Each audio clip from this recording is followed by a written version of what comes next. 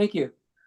Good morning. I'd like to call this session of the Board of Revision to order and begin by acknowledging that we are in Treaty 1 territory, the home and traditional lands of the Ojibwe, Cree, and Dakota peoples, and the national homeland of the Red River Métis. Our drinking water comes from Shoal Lake 40 First Nation and Treaty 3 territory. My name is Harvey Diamond. I'm chairing this morning. With me today are Michelle Duncan and Bill Moretsky forming our panel. The City of Winnipeg Assessment Department is represented by Jonathan Spacek, and our administrative assistant is Belhan Rollo. We will be hearing applications for revision of the assessment rules in accordance with the Municipal Assessment Act. The matters for revision have been requested and have been described in each application, and we will be limiting discussion to those matters. The statements that are made at this hearing are sworn testimony, and anyone speaking to such matters must first be sworn in. Be advised that comparisons of assessments of properties are not considered as evidence of market value by the Board of Revision. The Board of Revision is appointed annually by council and is independent of it and the city administration. We make our decisions on the basis of the evidence provided at this hearing and will issue a written order that we mail to all participants as soon as possible. Please note that the board's decision will, with respect to an application, may be appealed to the Manitoba Municipal Board if the matter pertains to assessed value or to classification, or to the Court of King's Bench if the matter pertains to an application for exemption from taxation. And should a party wish to appeal, information on how to do so will be included with our order. With respect to the hearing process, I will confirm the points of appeal with your property to be addressed to each applicant following the swearing in. We'll then have the assessor's testimony followed by questions that the applicant may have, and then the applicant's testimony followed by any questions. And each side will be given up to summarize if they wish to do so. Once all the evidence on an application has been brought forward, the applicant may leave. The person will repeat for each item on the docket today, and the session will close after all applications have been heard. The board will deliberate in private and make its decisions, and you'll receive our decision by written mail as soon as possible. Please note that all information is going to form a public record by being live streamed and recorded. We will be hearing items 1 through 7 today, and Ms. Rojo, you can please at this time affirm the assessor and applicant's testimony. Mr. Assessor, please state your full name. My full name is Jonathan Spacek. And you affirm the evidence you're about to present at this hearing is the truth, the whole truth, and nothing but the truth? I do, yes. Thank you. Mr. Applicant, please state your full name. Trevor Smith. And you affirm the evidence you're about to present at this hearing is the truth, the whole truth, and nothing but the truth? I do. Thank you. Okay, well, we'll proceed then. The first matter that we have is the hearing for 2610 McPhillips Street. And unless any party wishes to speak about a special item before we begin, Mr. Spacek, you can begin when you're ready. Thank you, Mr. Chair. Good morning, everyone, and thanks for your time today. We are going to start with roll number 050094 35780. This is located at 2610 McPhillips Street. I've included some pictures on the second page so you can get an idea where that is and what it looks like. This is north of Templeton and south of the Perimeter Highway. You will see that today on our dockets we have all what we label as parcel use CMVCD or complete auto dealers. So these are dealerships, vehicle dealerships. Our first one today is built in 2010, and it has a leasable area of 38,616 square feet throughout the building. We have a total 2024 value of $7,893,000. So just for a bit of background on this one and from my understanding, I'm sure the applicant will go more into the history of this one, but if you look at my top picture there, you can see at the top left behind it, there's the partial building of a multifamily. So multifamily units that have been built. This one, there was the dealership had all that land as one before. There was a replot that split this land up. So a supplementary notice was sent out for 2023. The 2023, from my understanding, wasn't appealed, but the 2023 originally was already heard. In 2023, we sent out a subsequent sup after that.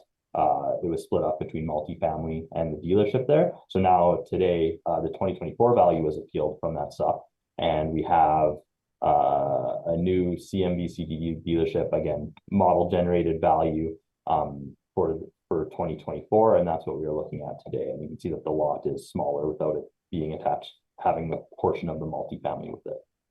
An aerial view at the top of page 2.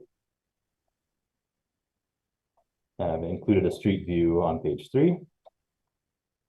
We have no sales information or anything on page 4, but the valuation of the building starts on page 5, if everyone could turn there. And the way we value these dealerships is income approach. So we have a square footage of the building. We have a rent per square foot, which in this case is $14.21. So for a 2010 built dealership at the north end of McPhillips there, our model is giving it a $14.21 square foot value per square foot. If we look at our vacancy loss, we're at 2%, and that's for all car dealerships for 2024, and our 2023 assessments were at 2% for the cycle. We have expenses at 3%, shortfall at $6, and our overall capitalization rate for this property is 6.55%. So this gives us that total 2024 value using the income approach of $7,893,000.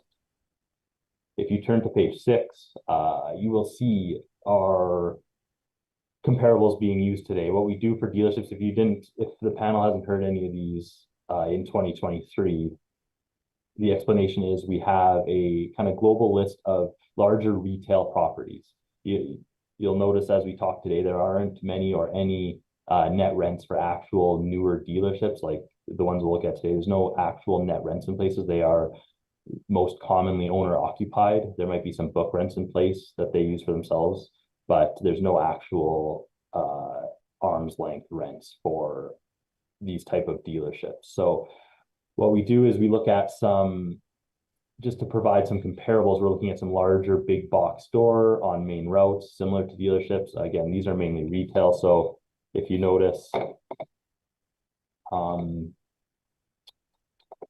example, we have a couple close by, but comparable 10 on my list is 841 Lila. This is a 2004 built big box retailer. It's a 2015 lease for 10 years. It's 10,000 square feet at 2250, and 841 Lila that's the Manitoba Liquor and Lotteries building. And then we have another close one, comparable number 15. This is 2004 built. It's a 5-year lease signed in 2014, 10,043 square feet at $19.17. That's the Mark's Work Warehouse. And for other dealerships across the city, we have other comparables. But those are the two closest on Wheeler there. And just again, our reasoning is that it's hard to find true comparables for these dealerships, but we're using a larger building that has main retail use as a comparable today. So if you have any questions on those, let me know. And just a reminder, our subject property is at $14.21 a square foot. On page 8, we do have a capitalization chart that's generalized for all of our property types. We don't have, again, one for specifically car dealerships, as they do not sell with rents in place. So it's hard to get a specific cap rate for these. But again, based on similar retail cap rates, we're at 6.55% today.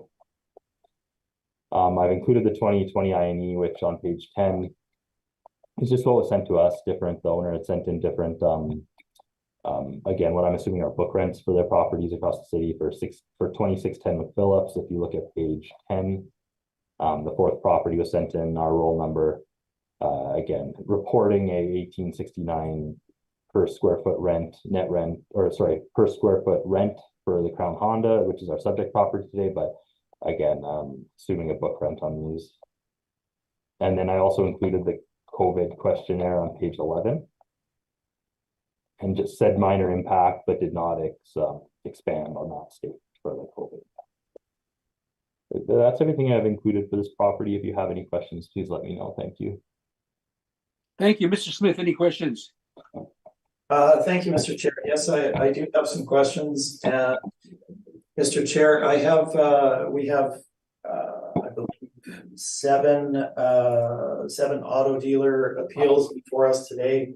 As you know, much of the information is the same in between each of the properties. So a lot of my questions, most of my questions will be the same for each property. So if you're all right with it, I'd like to spend the time on questions on the first property and then have the questions and answers for that carried forward for the remaining properties. That'd be satisfaction, Mr. Smith. Sure, we'll give you some leeway in asking you as many questions on this one as you feel that you need to put forward your matter. That's great. Thank you very much. There will be some minor differences, of course, between properties, and I'll ask the specific questions for those as they arise. Moving to subject property here today, 2610 McPhillips, Crown Honda. So, Jonathan, you had indicated on page 10 the income and expense form that was sent in by the property owner with a list of all of their properties and the book rents that are applied. So the department is aware that those are book rents and not market rents, correct? Yes, from my understanding. Okay, so they shouldn't be treated as an indicator of what market rent is then. Is that fair to say? No, just reading what's sent in. Okay, thank you. Looking at the subject property. So as you had mentioned, 2610 McPhillips was originally a significantly larger property on a different roll number. It was then subdivided but with a condominium plan into 3 separate roll numbers, and the front parcel, which was the auto dealership 2610 McPhillips, was split off onto its own, right? That's that was the reason for the supplementals that were issued for the subject property. Correct. Okay, and the original 2023 appeal, the property at that time had an area of 11 acres, and we're now looking at 4.9 acres in total for the subject. So there's been a significant reduction in the land area for the property, correct? Correct. The land was reduced, and we removed from my understanding, removed the surplus land from the original assessment. So now it's just the dealership on the lot with its land. Okay. And as you'd mentioned, the 2023, the original assessment, so all 3 parcels together on the former roll number, including the 11 acres, that was originally assessed at $8,273,000, and I now see that the city's value for the subsequent reduced property is $7,893,000. So that has come down somewhat, correct, from the starting point? Yeah, I believe moving the land was the biggest factor in that. Okay.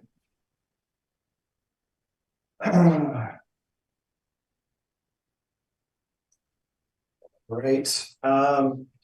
So the as we'll get into here in my presentation, but the approach that the city takes for valuing of auto dealerships is a little bit different than the approach that we take, but it is based on the principle of economic substitution, right? Where we take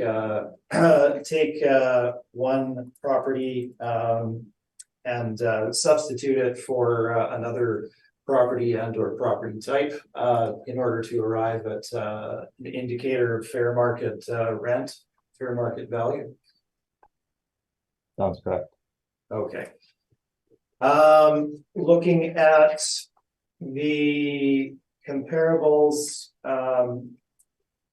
that the city has provided here on your page number 6. So I've seen these before, probably all panel members have too. So these particular comparables were developed not specifically by yourself, but by your division. Is that fair? Yeah, they're just all net rents of big boxes that have been put together across the city. Okay, and these comparables would be and I've gone through them just to be sure, but these are the exact same comparables that have been used on all of the other auto dealership appeals in this particular cycle, correct? Yeah, I use these for all my 2023 vehicle dealerships. Okay, as have the other assessors, correct? I wish I don't watch any of their Okay, fair enough. And looking at the comparables that are here, as you mentioned, we're looking at all big box tenancies that are shown on your chart here. That's correct?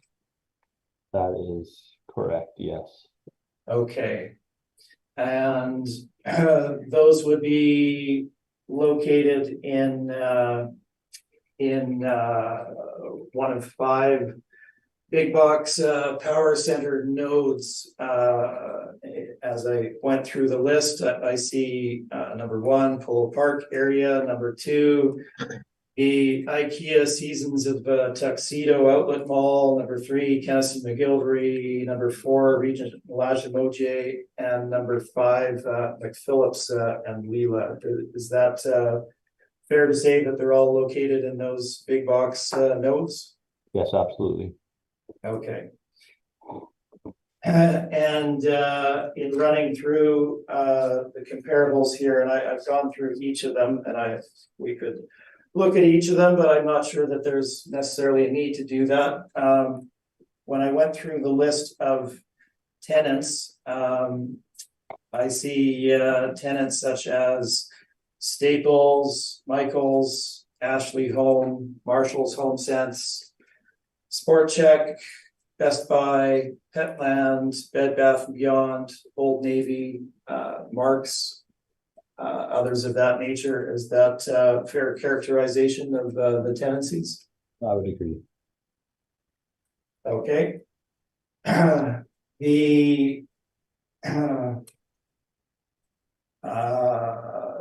So the properties that we're looking at are all in either big box nodes or on sites of existing shopping centers.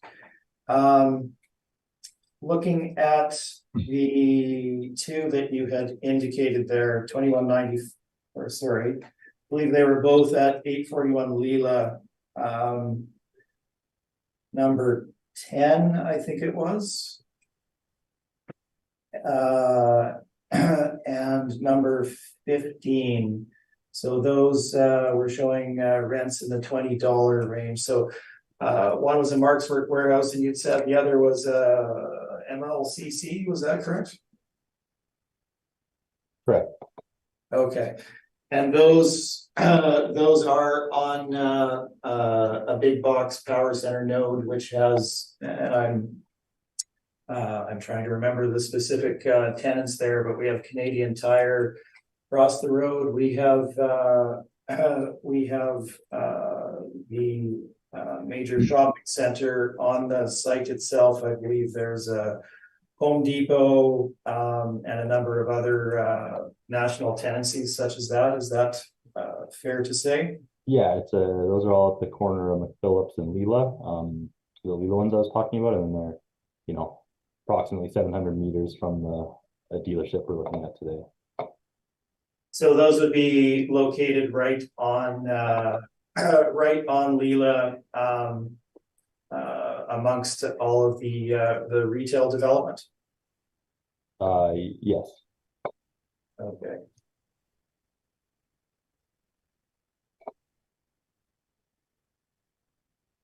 And moving forward, looking at, so page number.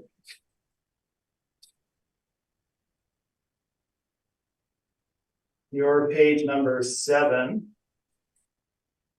The capitalization rate that the city has utilized of 6.55%.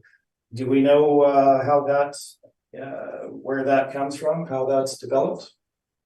It is, created by a regression model, which the exacts, I am not aware of exactly which cap rate is pulling from. If I had to assume, you could look at our range of retails, you could see that it's just within all those ranges. So, yeah, that would be my best guess on exactly how it's created, but I don't do the model, to be honest.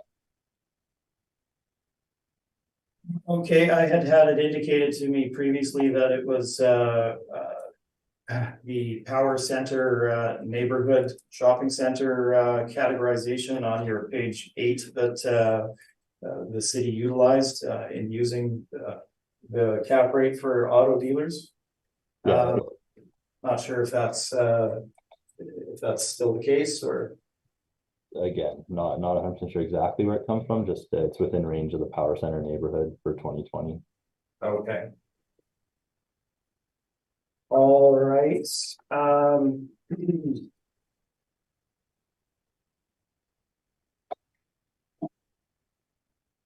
Looking at the comparables again, briefly, just a quick look at the size of the units that we're looking at here.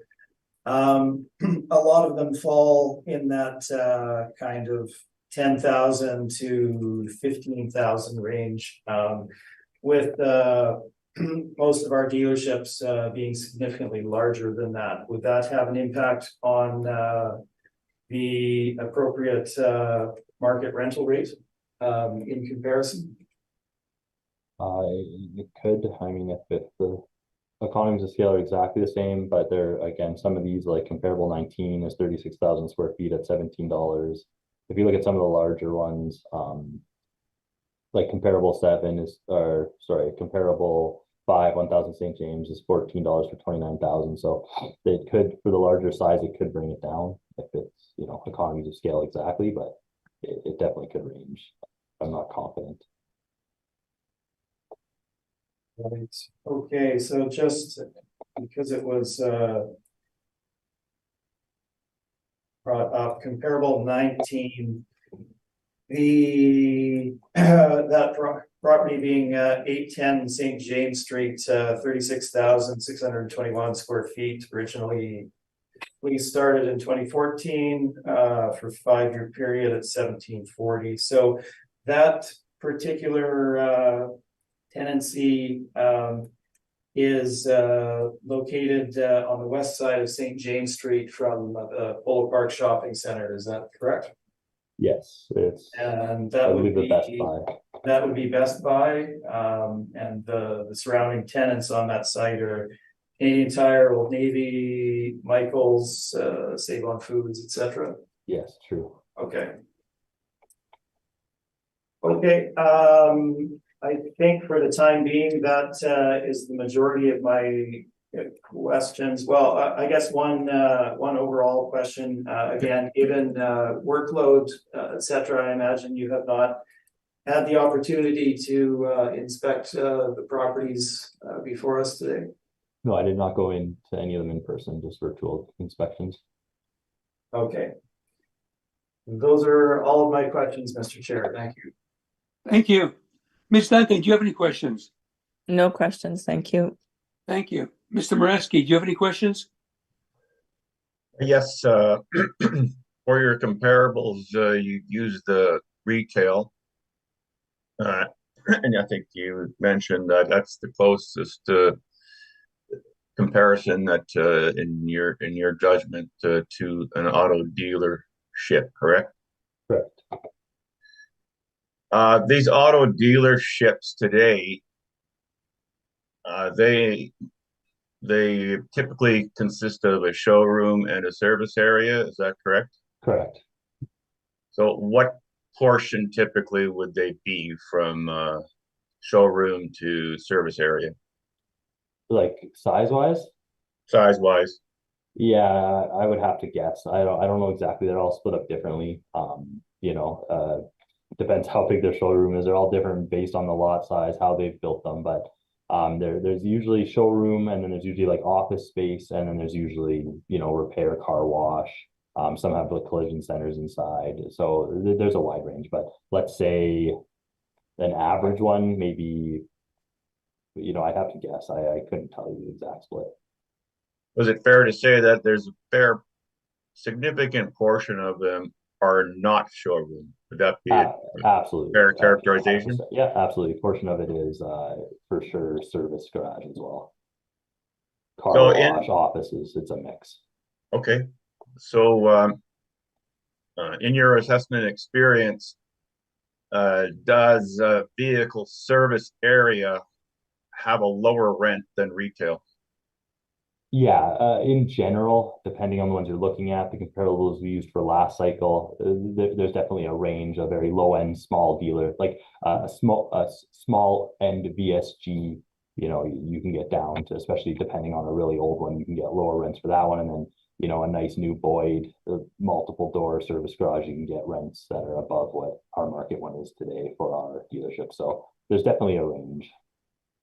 Okay, so those are my background questions to my primary question here. So how did you account for those vehicle service areas when you came up with your rent, given that there's a significant portion of the buildings that are not retail?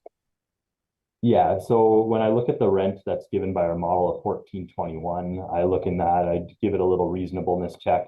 I see our average for big box stores is at $18. And so when I look at our model rent of $14.21, I see, hey, this is lower. We're not valuing it at just purely these comparables I'm using today. There is consideration taken for the use of that space as something else, and that $14.21 is, in my mind, a combination of some higher, nicer big box stores, and then you're also looking at the VSG portion, which in car wash and stuff like that, office, which will bring the rent down. So when I look at that 1421, it doesn't seem unreasonable to me that it would be below what the big box stores are at. When I look at that generally, that's my thought process. Given the client's questions, he had mentioned about the size of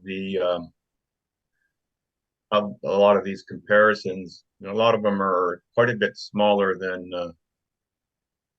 what this one is about 40,000 square feet. Is that also accounted for? Yeah, size is accounted for in our model, economies of scale. Like if we had the same dealership at 10,000 square feet, it's going to garner a higher rent. If this was going up to 50, 75,000 square feet, the rent's going to go down naturally due to economies of scale. Okay, so you blended all those factors that we just discussed, and you came up with a rent that was about $4 less than the weighted average here, or the average, sorry. Maybe from what I'm showing. $5, yeah. Yeah, that's what the model did. I had nothing to do with it, but that's what our regression model did for this property. Yeah, in theory, that's what happened. Okay, that's all the questions I had. Thank you. Thank you. Hey, Mr. Spacek, based on what Mr. Mareski asked you, I have some questions that just came to me. So a big box store it has a showroom, and it also has, I suppose, some office and maybe even employees' room to have coffee or lunch in. Yep, it has a back room with storage and loading dock and all that stuff. And one of the storage space as well, which would be warehouse space, which would garner less of a rent. Yeah. Than the showroom, would it not? Yeah, it's all it would all be included in that lease that's being shown on the comparable page. And in your comparables, then, so for example, show the lease at number 10, I think you indicate on Lila, which is close, but the 2250 would include the storage costs or the storage spaces as well as other spaces, would it not? Yeah, it's the lease for the whole building. Yeah. Okay.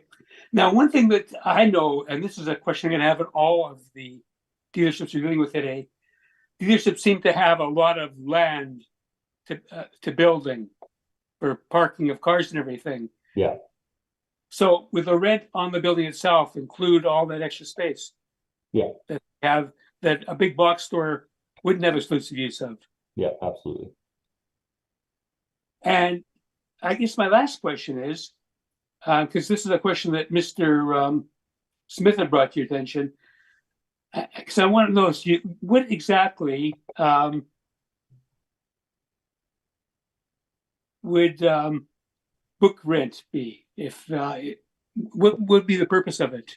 I would have to assume, I've never actually ran a business and had to use a book rent, but I'm assuming it's for, you know, their tax purposes, their accounting purposes. You know, you're giving it an income and you're reporting expenses, you know, but past that, I'm not 100% sure. Okay, so Pardon? question to Smith as well, because I'm wondering what the purpose of book rent is, if it's not to show what the company determines as a fair rental. Yeah, absolutely. Okay, that completes my questions. Thank you. Thank you. Okay, Mr. Smith, you can proceed. Okay, thank you, Mr. Chair. So, to begin with, I'll just address, I guess, the book rent question that just came up. Book rents are set by the property owner and business owner. It's an internal rent that they are charging their business to occupy the building. It's an internal transfer of money, and according to the Appraisal Institute of Canada, and I don't have the book here before me today because I didn't realize that would become an issue, but according to the Appraisal Institute of Canada, book rents are not to be considered as an indicator of market rent, as they are non-arm's length. They're internal transfers from one related entity to another related entity. So hopefully that covers the background on book rents. They can set them at whatever level they wish, according to their particular needs, but they should not be considered evidence of market rents. Hey, Mr. Smith, that brings up a question then. So if they have a book rent, I'm sure they're using it then for CRA purposes in assessing income that is earned by both the landlord and apportioning it between them and the dealership itself. Is that not correct? Well, you're getting beyond my pay grade there, I'm afraid, at this point, Mr. Chair. I don't have insight into the particular owner's CRA dealings, etc. So I'm afraid I couldn't comment on that particular question. Okay, so what is the purpose of them then? What is the purpose of them if they're not to be adhered or used in any way? Well, the purpose of them is to account for the use of the space, but again, they can set the, and we're spending, I will point out that we seem to have gotten sidetracked here in my mind. We're spending we're not getting sidetracked. Time on this particular subject, but it's a relatively small portion of the overall. Mr. Smith, if you can't answer, Mr. Smith, excuse me, if you can't answer the question, that's fine. If you don't know the answer to it, that's fine too. And if you're just surmising, that's fine too. I guess then I'd have to make my own conclusion, but that's why I give you an opportunity to answer the question. That's all. Yeah, certainly. Move So on. the intent of them is to account for the use of the space internally, but they're entirely at the discretion of the owner of the property as to how they're set, which is why they're not representative of market rates. Moving on, the valuation of auto dealerships in Winnipeg is done on the income basis. It's been this way for a very long period of time. The challenge that both the city and ourselves and owners as appellants have is that there are no particular true arm's length net rental rates out there for auto dealerships that we could rely on in determining fair market rent, and there therefore fair market value. So the exercise becomes one of determining how best to value these properties based on other property types that can provide insight on what those properties or portions of them may rent for. So what the approach that the city has done is to apply or to look at retail big box tenancies and to use those as the basis for determining the market rent. So I have some commentary on that. There's no point in running through this and questioning the assessor. So my commentary is outside of that. So there's several reasons that retail big box is not appropriate for determining market rent for automobile dealerships. Number one, the physical structure of the property. And I believe, Mr. Chair, you were getting into this very slightly, but I don't think that it quite covered what we're looking at here. So we look at the physical structure of a big box tenancy in a big box node, and you look at the floor plate of the tenant themselves. Typically, you're looking at in the range of 80 to 90% selling floor. When you walk in the door, the vast majority of that space is going to be selling floor. In many instances, for a lot of these tenancies, they have racking where the products for sale are racked up several levels. So the actual storage for sale is on the display floor as well. That's not the case for all of them, obviously, but that is for many of them. So the vast majority of the floor is selling floor that they're generating income from. If you look at the balance of it, you're looking at in the neighborhood of 10 to up to 20% warehouse and loading, and your other uses such as you mentioned, staff room, etc. So the structure of big box is that generally open plan, high ceiling, etc. You take that and you compare it to automobile dealerships. Now, first of all, and I'll get into this in my brief, auto dealerships are special use facilities, special purpose, and they're specifically built for that use, and they don't compare to big boxes. Now, getting back to the split, if you look at an auto dealership, typically you're looking at in the range of call it 60 to 70% of the space being devoted to automobile repair or collision service. And then you're looking at the balance of the property, so 30 to 40% being the front area, that being the showroom and the supportive office for that dealership. So you have your auto display, you have your financing offices, your admin offices, etc. in that front space. The comparison between the two is quite stark. An auto dealership simply would not function in the physical space that you have set up as a big box retailer tenant. And certainly dealerships would never choose to locate in such a structure, as it would not serve their needs, and indeed the brands themselves would not go for their dealers choosing to locate in big box, as it simply wouldn't work.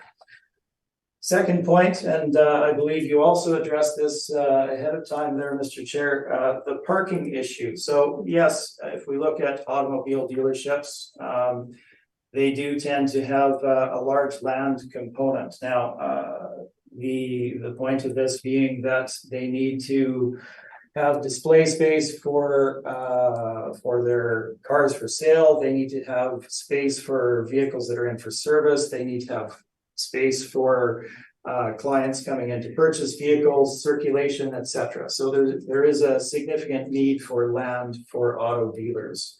Now, if we look at big box retail, you have the developers develop the properties where the structure is at the rear of the site. You have a relatively large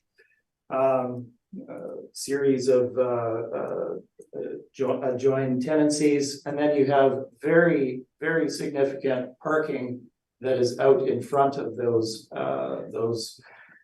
tenancies. So the parking that is available at big boxes is also very significant, and it's built that way for a reason, so that it can draw the tenancies. Now, if you were to look at the parking in a retail center, the parking there, of course, is dedicated to those retail tenants. Hypothetically, if you were to take an auto dealership and put it into one of these big box centers, and you took all of their display cars, all of their service cars, all of the clients coming in to see it, they would consume a vast amount of parking, which would not work for that retail center in any sense. So as you'll notice as we go through the comps, there are no auto dealers that are located within big box centers. The landlord wouldn't take them, and the auto dealership would not locate there.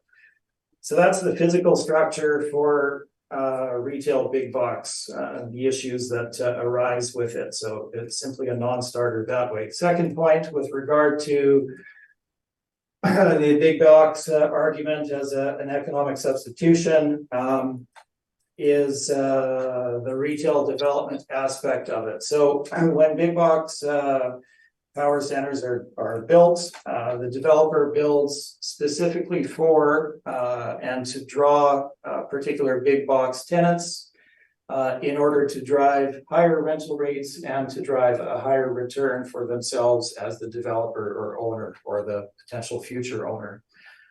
From the tenant side, the tenants see the value in locating adjacent to all of the other big box retail tenants as they congregate together for convenience for consumers. If you go to a big box center, you can cover off any number of different needs that you may have. It's the modern equivalent of older shopping center with internal walkways, etc. So by congregating together, these businesses and tenants, national tenants, know that they will drive more business, and therefore they are willing to pay a higher rent to locate in those properties.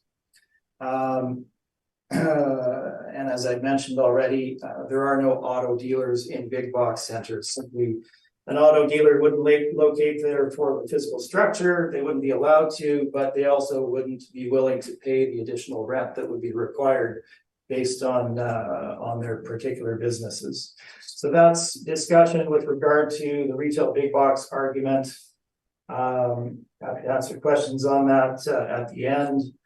And we can move forward to the presentation on our particular property here today. So this is 2610 McPhillips.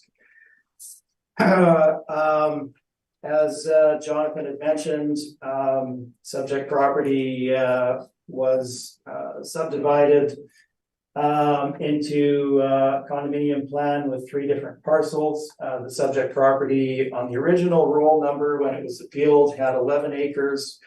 This has since been reduced to 4.9 acres after the subdivision, a reduction of 6.1 acres being lost to the property. The property is now down to 4.9 acres, which gives us a land to plan area ratio of 5.73 to 1. Now, typically for modern auto dealerships, they have such a need for space for the various various needs, display, storage, etc. That typically they're looking for a ratio at a minimum of 8:1, and we're looking at 5.73:1 now. So property's been reduced well under the ratio that auto brands and auto dealers look for. Moving back slightly, so the original 2023 appeal based on the entire parcel with 11 acres of land was assessed at $8,273,000 on appeal. Before the Board of Revision back in December, this was reduced to $5,722,000. That was based on the appellant's NOI and a cap rate of 7.25%. Now, I've included this material in the addenda for the panel to review. It's the exact same argument on both sides and material on both sides that was included in the original appeal for 2023. Now, the 2023, again, based on the appellant's NOI, so that was a rate of $12.50 a square foot, a 5% vacancy, an overall 7% structural and non-recoverable allowance, and then a cap rate of 7.25%.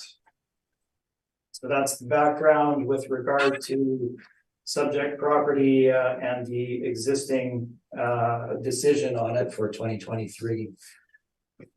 Pardon me. Let's move forward into the subject property itself. So we are looking at 2610 McPhillips. This is the Crown Honda location on North McPhillips, as mentioned by Jonathan, is located north of Templeton and considerably north of the Leela and McPhillips interchange. If you look at my page number 11, and I'll give you all a moment to get there. You can see, judging by the arrow, where the property is located. It's right on the edge of the development that's occurred in that area. So it essentially bordered on the north side by Greenfields. Part of that, of course, becoming the Chief Peguis Trail extension, which we'll cover in a moment. Let us flip back to my page number 3, and we can run through a little bit of detail. As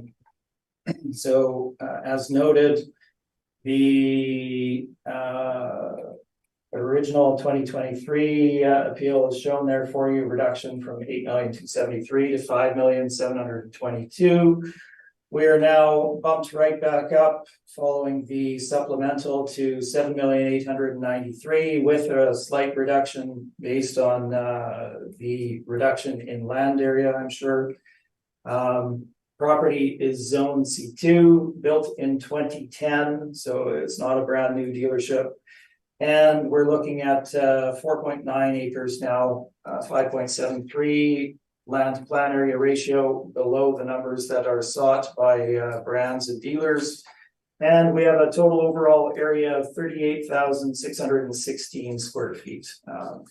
I have inspected all the properties today, so we have some photos for you to review. Beginning on page 4, some exteriors of both the frontage and the service area. Then we move into the showroom on page 5.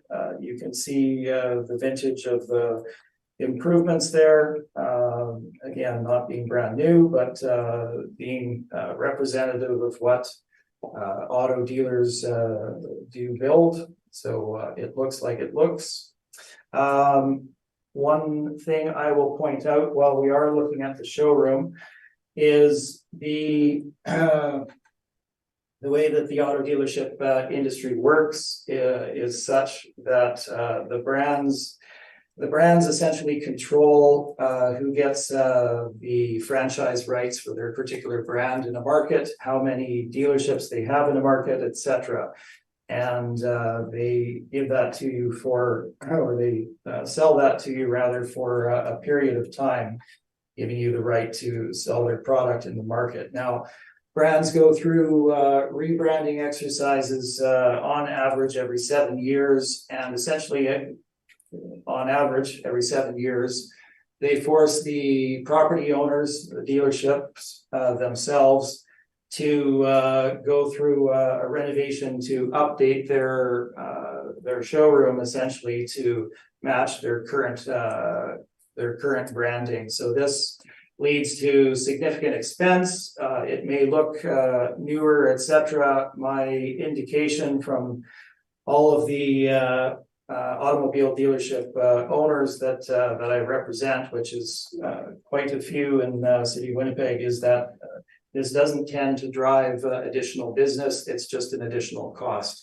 So while it may look glitzy and shiny when you walk in, this one is from 2010, so it's a little older.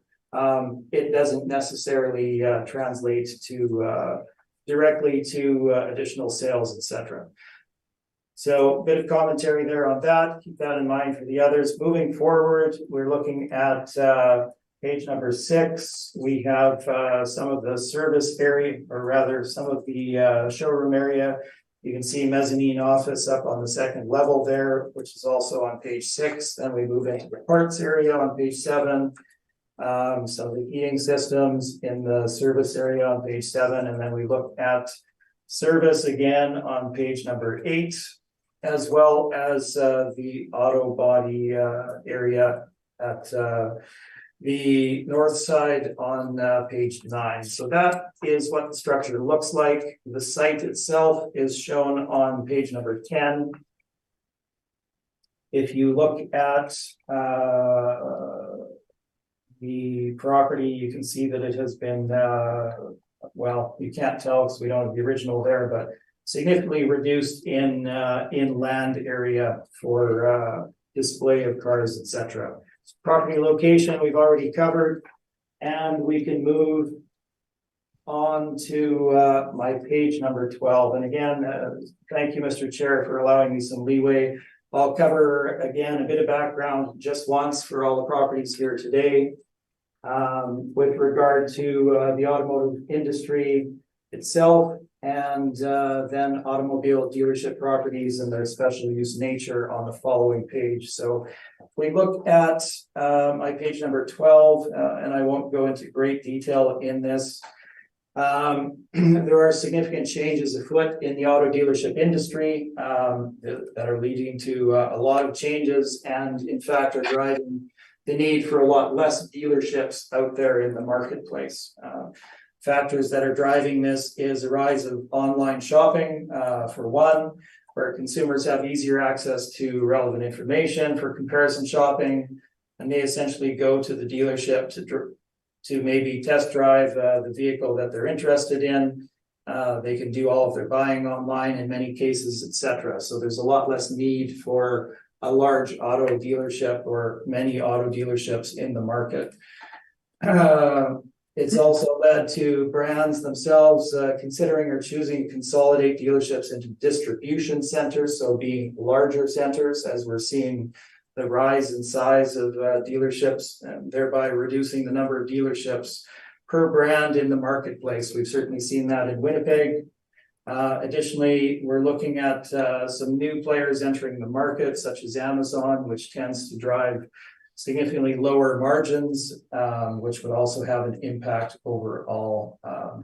We were also looking at a slight downward trend in the time period prior to the subject time period with regard to automobile sales. They were essentially stable with a very minor decline. What we see as of the valuation date, of course, is we enter into the COVID-19 period, public health pandemic, and the restrictions that were imposed on that at April 1, 2021. We were a little bit further into that, so things had changed from that initial 2020 timeframe and opened up a bit, but there was still some restrictions with regard to access to properties. I know, again, dealing with my largest automobile dealership client, they had significant employment layoffs that were required in the dealerships over that time frame in order to continue forward. There were significant interruptions in the supply chain with regard to procuring new vehicles or parts in order to service product, etc. So all of that has an impact on the industry as of the valuation date that we're looking at. Now, moving on to page number 13.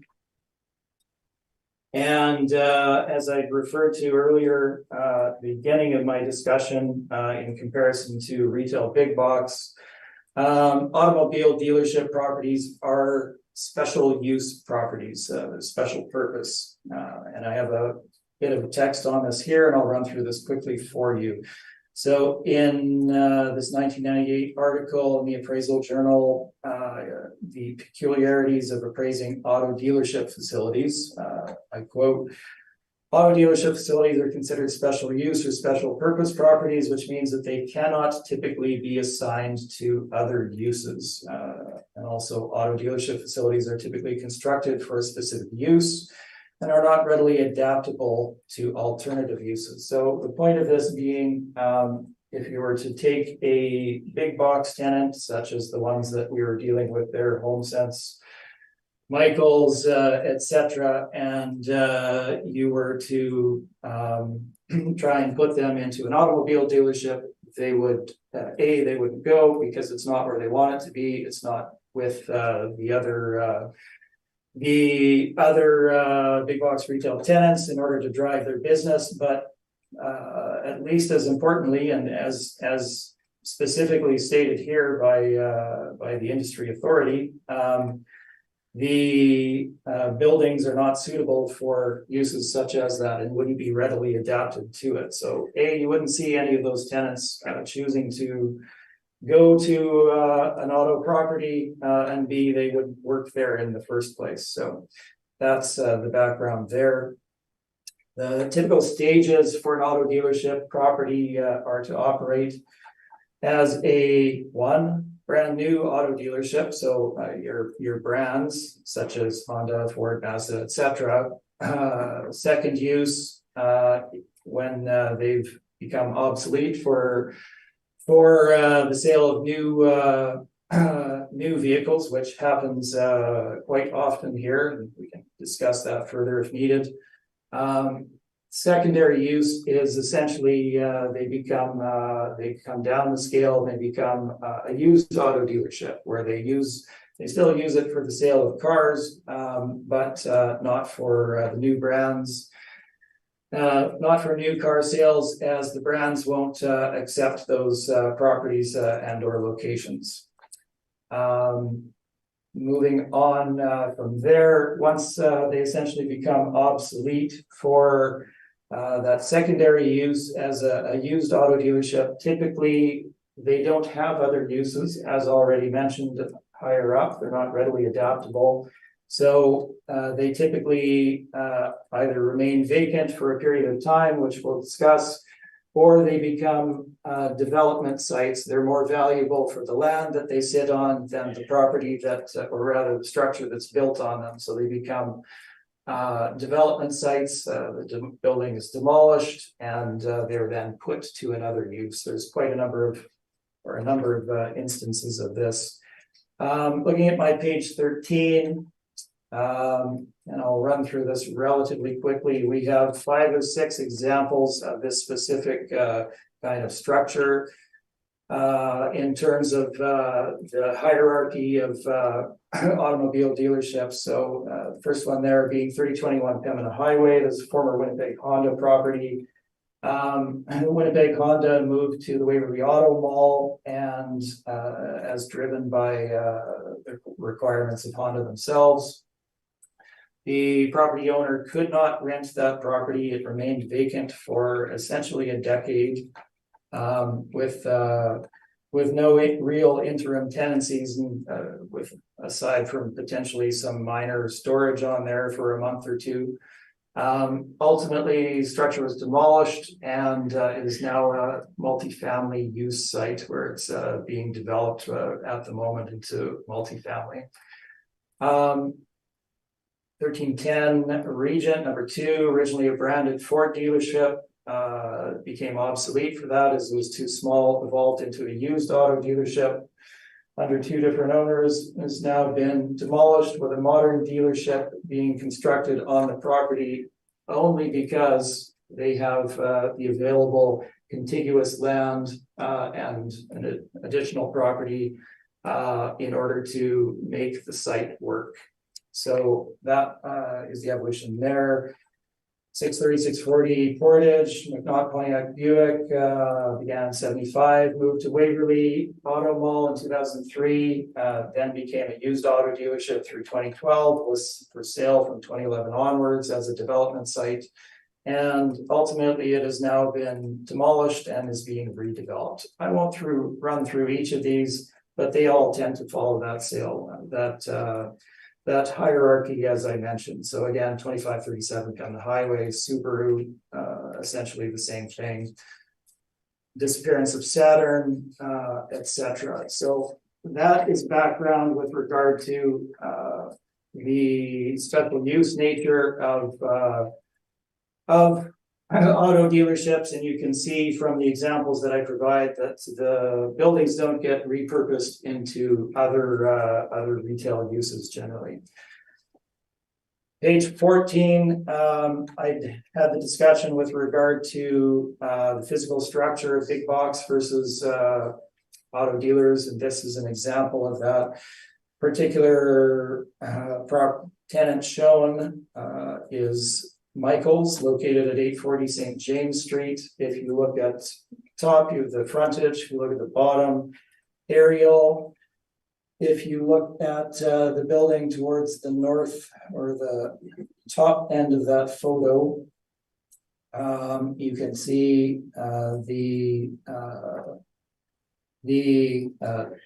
first square that would essentially be Michael's, and if you look at the very back, you have the loading door and an indication of where the warehousing would be. Having been in there, of course, I'm aware that it does follow the split in area that I described in my report. So again, that particular use would not function within an automobile dealership.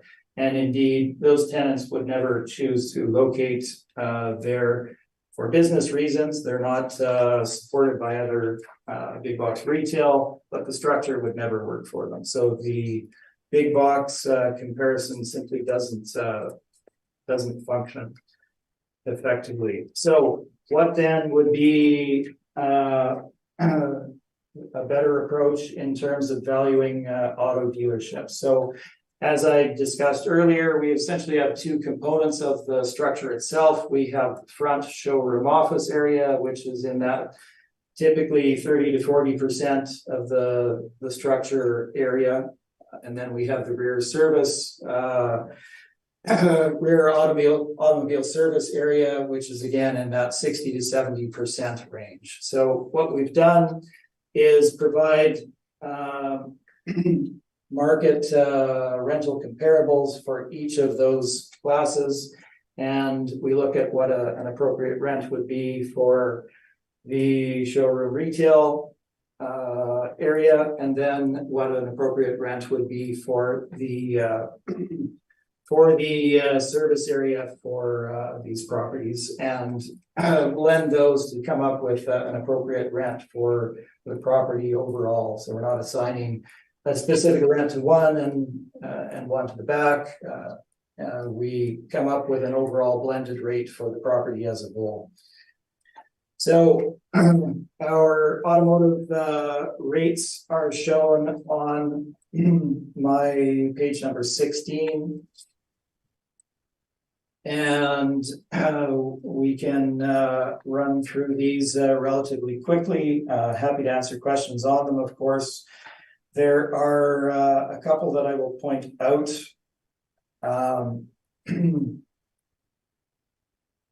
The Property number 7, not 77, but 7. 231 Oak Point Highway.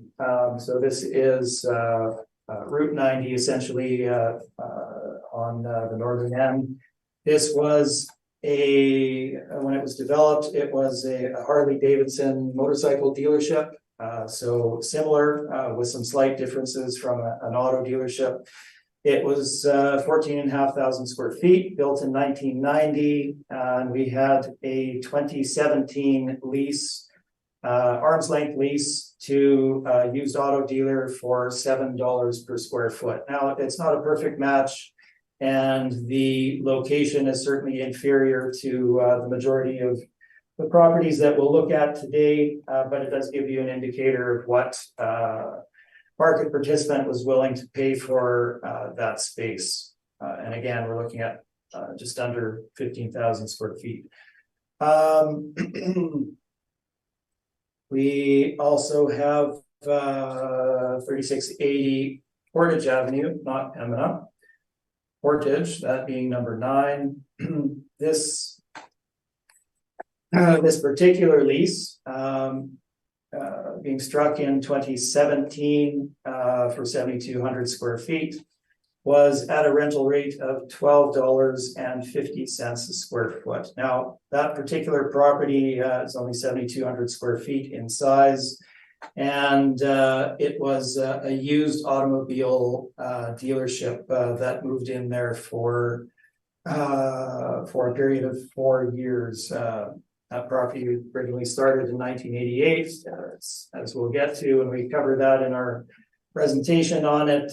No longer serves the main brand, so it's kind of a little too small for that in several issues. And the rental rate for that was $12.50 per square foot. Now, that was an actual arm's length lease to that used auto dealer at that time frame. It's essentially one of 2 leases that are out there for automobile dealerships. So the other one that I would point you to is number 18, as shown on my page 17.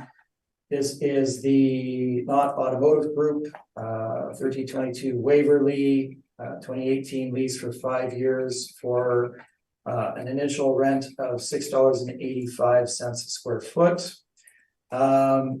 For 27,500 square feet, roughly. Now, there are some complications to that one. The tenant was required to put in their own money for renovations to the property. So the showroom that you're looking at, they had to put their own money into that, as well as any other renovations that they did to the property. So the lease rate at $6.85 is representative that the tenant was sinking their own money into the property. However, it is particularly well located. It's located in southwest Winnipeg at the corner of McGilvery and Waverly. Very high visibility right on the corner, which is one of the drawing factors for it. And it's also located in close proximity to higher income residential areas that would be consumers of the particular luxury products that they sell out of that location. So very well located. We have a large size of 27,603 square feet, lots of land, etc. So those give you an indication of what rental rates might be appropriate. The remainder of our properties are typically automobile repair, as that is the main evidence of auto leases out there on the market. So we're looking at some local, some national brands such as Fountain Tire, etc. And the sizes obviously will be generally somewhat smaller than the repair areas for most dealerships. However, I will point out when we get to it, they are larger than most of the city's service comps when we get to those in future appeals here today. So the general rental rate range that we're looking at for these comps, obviously 685 on the low end, with the consideration that there was money sunk into that. So typically in the 750 for the low end, up to that kind of 10, 11, 12 range at the upper end. But with the majority of the properties falling in that kind of $8, $9, $10 per square foot range. So that is our evidence with regard to automobile service.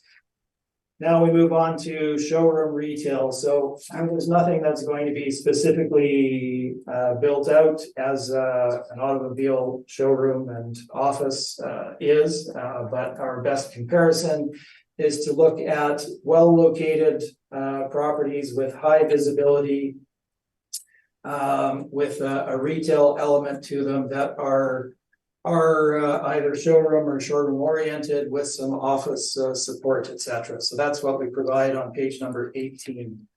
And I've also provided both location maps and photos of these on the following pages. So bear with me here, and I will run through these as quickly as we can while getting the point across. So if we look at my page number 18, if you look at comparable numbers 2, 3, 4, 5, 10, and 15, these are all located in the same development on Lorimer. Now, if we look at the aerial located on page number 19, the following page, you can see that this is located just off of Sterling Lion, just to the east of Keniston Boulevard. The development that is done there, you can see the retail nature of the tenancies that are shown there. If we look at the rents that are being charged there, 2, 3, 4, 5, 10, and 15, we have $14.25, which is then reduced by the free rent period that they received, that being a 2020 lease for 12,500 square feet. Number 3, 2016 lease for 1245 for 3,000 square feet, again, retail type of use. Number 4, again, retail use over 9,000 square feet, 2017 lease for a 5-year term at 1350, 1225 for the following one. And our remaining two are $12.50 and $12 per square foot, those being in 2018, I believe, for significant size, 9,600 square feet and 12,200 square feet roughly. So you can see the type of rental range that they're receiving there. Again, showroom retail office type of space. That's the first one. That property being built between 2011 and 2019 with additions. We have a couple at 400 Fort White Way, which is just down McGilvery past the Costco, slightly inferior location, but similar use. So we have numbers 8, 9, and 16. Those being 11,400 square feet, 25,700 square feet, and 4,000 square feet. So we're looking at Sky Zone as a tenant, almost 26,000 square feet at $11.90 per square foot. Hen's Brothers, and then we had a shoe retailer, or pardon me, 400 Fort White, a fitness center at $11 per square foot for that location. So not as ideal. Moving forward, numbers 6, 7, and 17 are all in the same development. 124 Nature Park Way, 57 Keniston. And the rents that we are looking for in that location are a $13.75 per square foot lease from 2016 for 5-year term, 18,000 square feet. $13 a square foot for 3,000 square feet, same time frame. And number 17, same location, 15,822 square feet, 2017 lease at $11.95 a square foot. Now, that particular property is located immediately across Keniston from 3 newly built automobile dealerships. 2 of them from Birchwood, and then there's a Mercedes dealership there as well. So relatively, well, certainly a good comparable in terms of location and profile, which is a thing to be considered. Numbers 11 and 12, again, particularly well located. This is a former industrial building that was purchased with the intent to redevelop it into property with retail type tenancies. So if we look at that particular comparable, those 2 comparables rather, numbers 11 and 12, we have TransCanada Brewing going in 2016 for 10 years, a little over 15,000 square feet at $12 a square foot. Now they have both production of their brewing on a portion of that, but the remainder of the property is a tasting room restaurant. Like any other restaurant, it's developed quite nicely. The second property there, Lux Barbecue, again, showroom retail with some warehouse storage at the back, 2016 lease for $12.50, just under 10,000 square feet. And that particular property is located again, immediately to the south of the 2 newly developed Birchwood dealerships, and just to the north of the Mercedes dealership on Keniston there. So very good indicators of rent that's being paid for a similar type of space in essentially the same location. So that is the background for the comparables for auto dealers in the city. The best approach, and this is supported by the decisions that have been issued by the Board of Revision, both in this cycle as well as past cycles, is to look at the components of the property and come up with a blended rate based on market comparables that give you an indicator of what rent would be for each of those particular types. So we look at our range. We have auto repair collision between $6.50 and $13 a square foot. We have newly built or renovated, well-located showroom retail, flex warehouse space ranging between $6.05 and $14.25 per square foot. Looking at the subject property, we have a property that's on built in 2010, a little over 38,000 square feet. It's on the very edge of development on McPhillips. It's not in a retail location. The property's also recently lost a significant portion of the land that it could potentially use for storage, bringing it under the land plan area ratio that developers look for.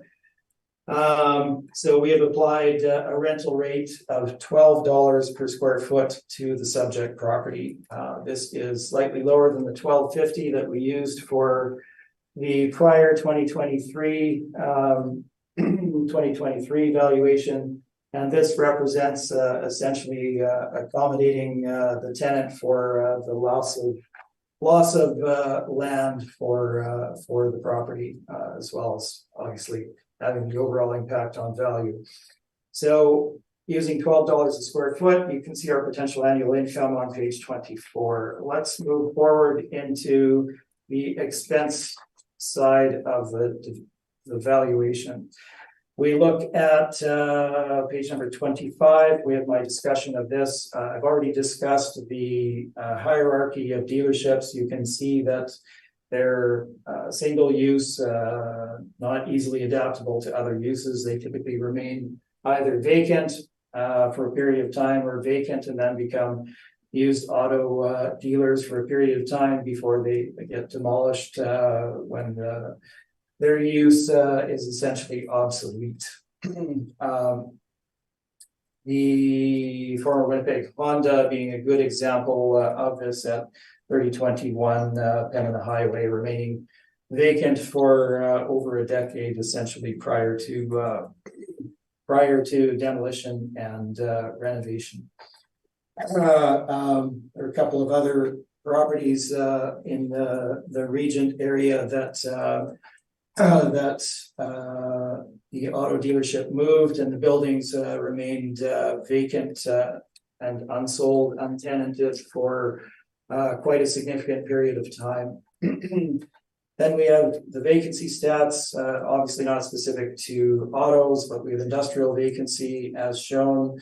Year-end 2020, according to both Johnson, Colliers, and Cushman Wakefield, you can see overall industrial vacancy being between 3.3% and 4.2%. Investment vacancy being 7.6 to 12.1, multi-tenant 7.7 to 19.6. So essentially, significantly higher vacancy, but we're not looking at an industrial property. Just for perspective, Johnson states retail strip center vacancy at 4.5% at the end of 2020, up from 3.9%, with an overall retail vacancy of 5.4%. Given the special use nature and the fact that these properties aren't easily adaptable, they do undergo vacancy and obsolescence. And this is evident throughout the marketplace. So we have applied a vacancy rate of 4% in looking at the market stats and taking that factor into account. The expense allowance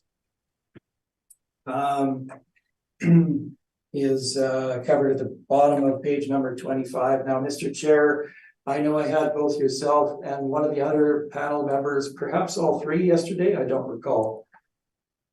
Yeah, two of us yesterday, Mr. Two of you yesterday? Okay, so as I indicated yesterday, I've discussed this at length. Obviously, our case has been stated many times. I believe the panel members are well aware of all of the detail. I'm happy to run through it if required. But Mr. Smith, excuse me, Mr. Smith, I can indicate that I think all of us are very familiar. I know Mr. Barres many times as well. He's with us, and I don't think it's necessary for you to go any further. I appreciate that. So I've applied 2% and 5% for the structural and non-recoverable allowance in our valuation, shortfall being at $6 a square foot per square for the subject property. Moving on to cap rate. So obviously we have no arm's length sales of automobile dealerships in the marketplace. It's not an investment category for real estate investors. Obviously that should be somewhat telling as well. We look at my page number 28, we can get into the discussion of the capitalization rate. Dealerships are dominantly owned by the dealers themselves or brands in some cases, not within Winnipeg. Or in some instances, a former dealer has retained ownership, but that's exceptionally rare. It's not an asset class that draws investors, as already described. Instability of the auto market leads to increased risk for the investor. We've not been able to determine any arm's length cap rates. So what we have done is provide some background on other property types to give you a sense of what astute investors are paying for quality investment properties within Winnipeg. So the first table at the bottom of page 28 is industrial capitalization rates for the relevant time frame. You can see that our cap rate range is between 6.6% up to 7.8%. The most recent property being 700 Mission, trading in 2019 at a cap rate of 7.8%. Now, this would be somewhat inferior in location, obviously, to the subject property, different category, but it did trade for 7.8. There are other significantly better located properties. They vary in terms of size, but all of these were marketed for sale by brokers on the open market, met all the requirements of a true market sale, and investors paid the capitalization rates as indicated on page number 28. So those ranging between 6.6, 7.8, but generally clustering between 7 and 7.5% for the most part. We'll discuss those further if needed. Moving on, retail capitalization rates, page number 29. I have 3 different strip centers of recent transactions. Again, they all meet the requirements of true market sales. The strip center on Henderson, transacting in 2021 at a cap rate of 8.9%. This is a well-located property on North Henderson, a little south of Chief Peguis, with some national tenancies in it. Traded at 8.9%, again, close to the valuation date. Second property at the corner of Osborne and Stradbrook, as shown in the photo at the bottom of page 29, with some national tenancies again. 7.5% capitalization rate, that being in 2018. And finally, a well-located property at 1800 Corridon Avenue. This is recently developed property in the River Heights area. It has kind of boutique level local shops that serve the higher income area that it's located within. That particular comp traded for a 7% cap rate in 2019.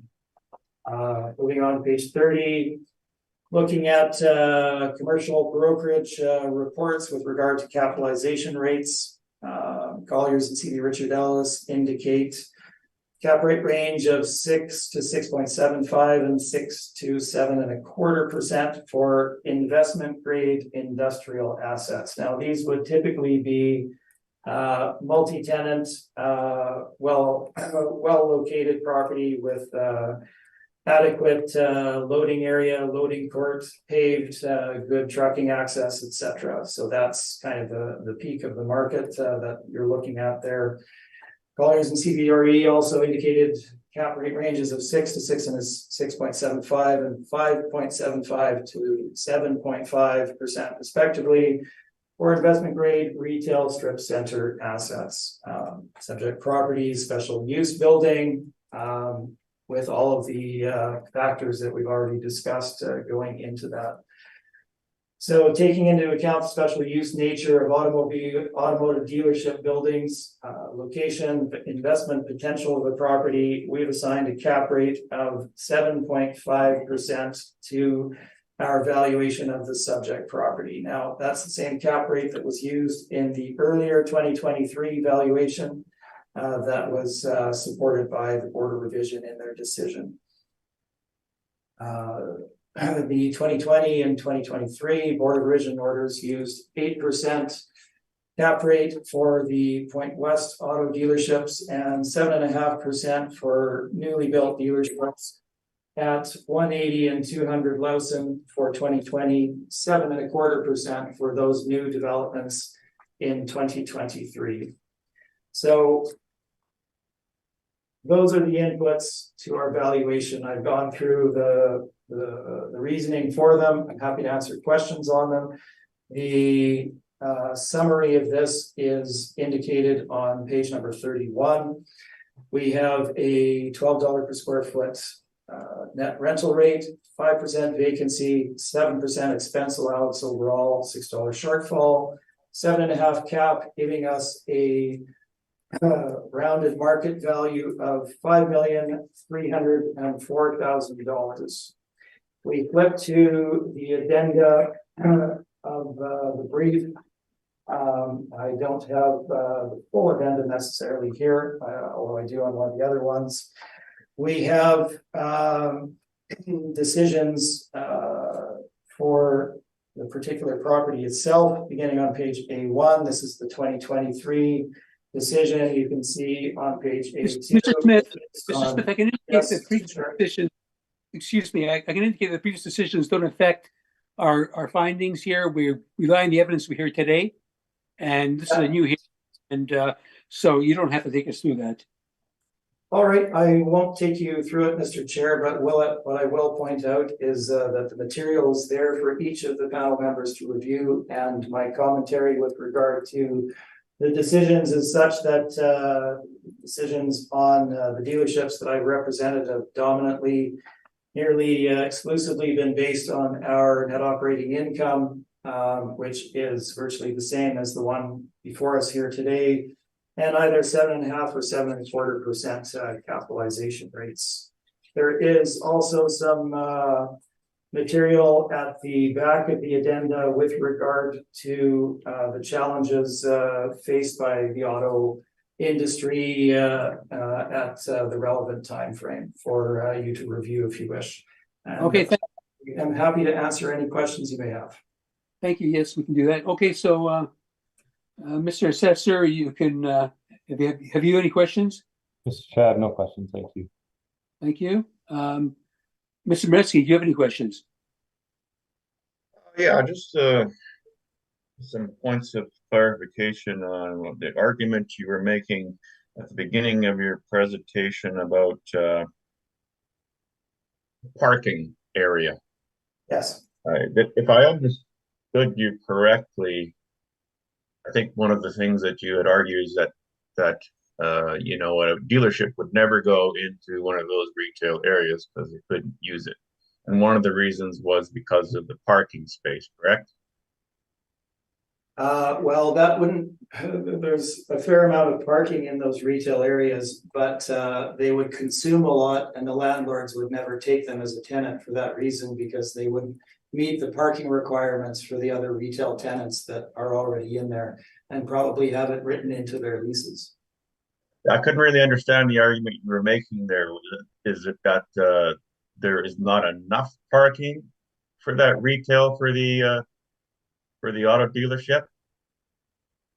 That would vary, Mr. Moretsky, according to the retail development, but typically it would be maybe somewhat lower. They do have extensive parking lots, but the amount of parking that they would require wouldn't necessarily be supported by those retail developments, and more specifically, the landlord wouldn't take them as a tenant because of that reason, and that they would consume too much parking, which would impact the other tenants and the parking requirements that they have, which generally are often written into the lease as well. So it's simply a case where it wouldn't happen, and that being one of the reasons.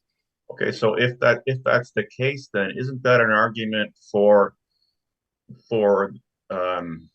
you know, higher rent actually, because now you require a larger parking area for your vehicle inventory, which you have in this auto dealership subject property. Isn't that argument for a higher rent then?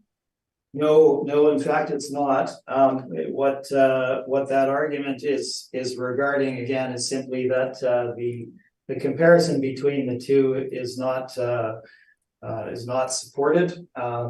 The auto dealer wouldn't go there. The developer owner wouldn't take them. The other tenants wouldn't want them.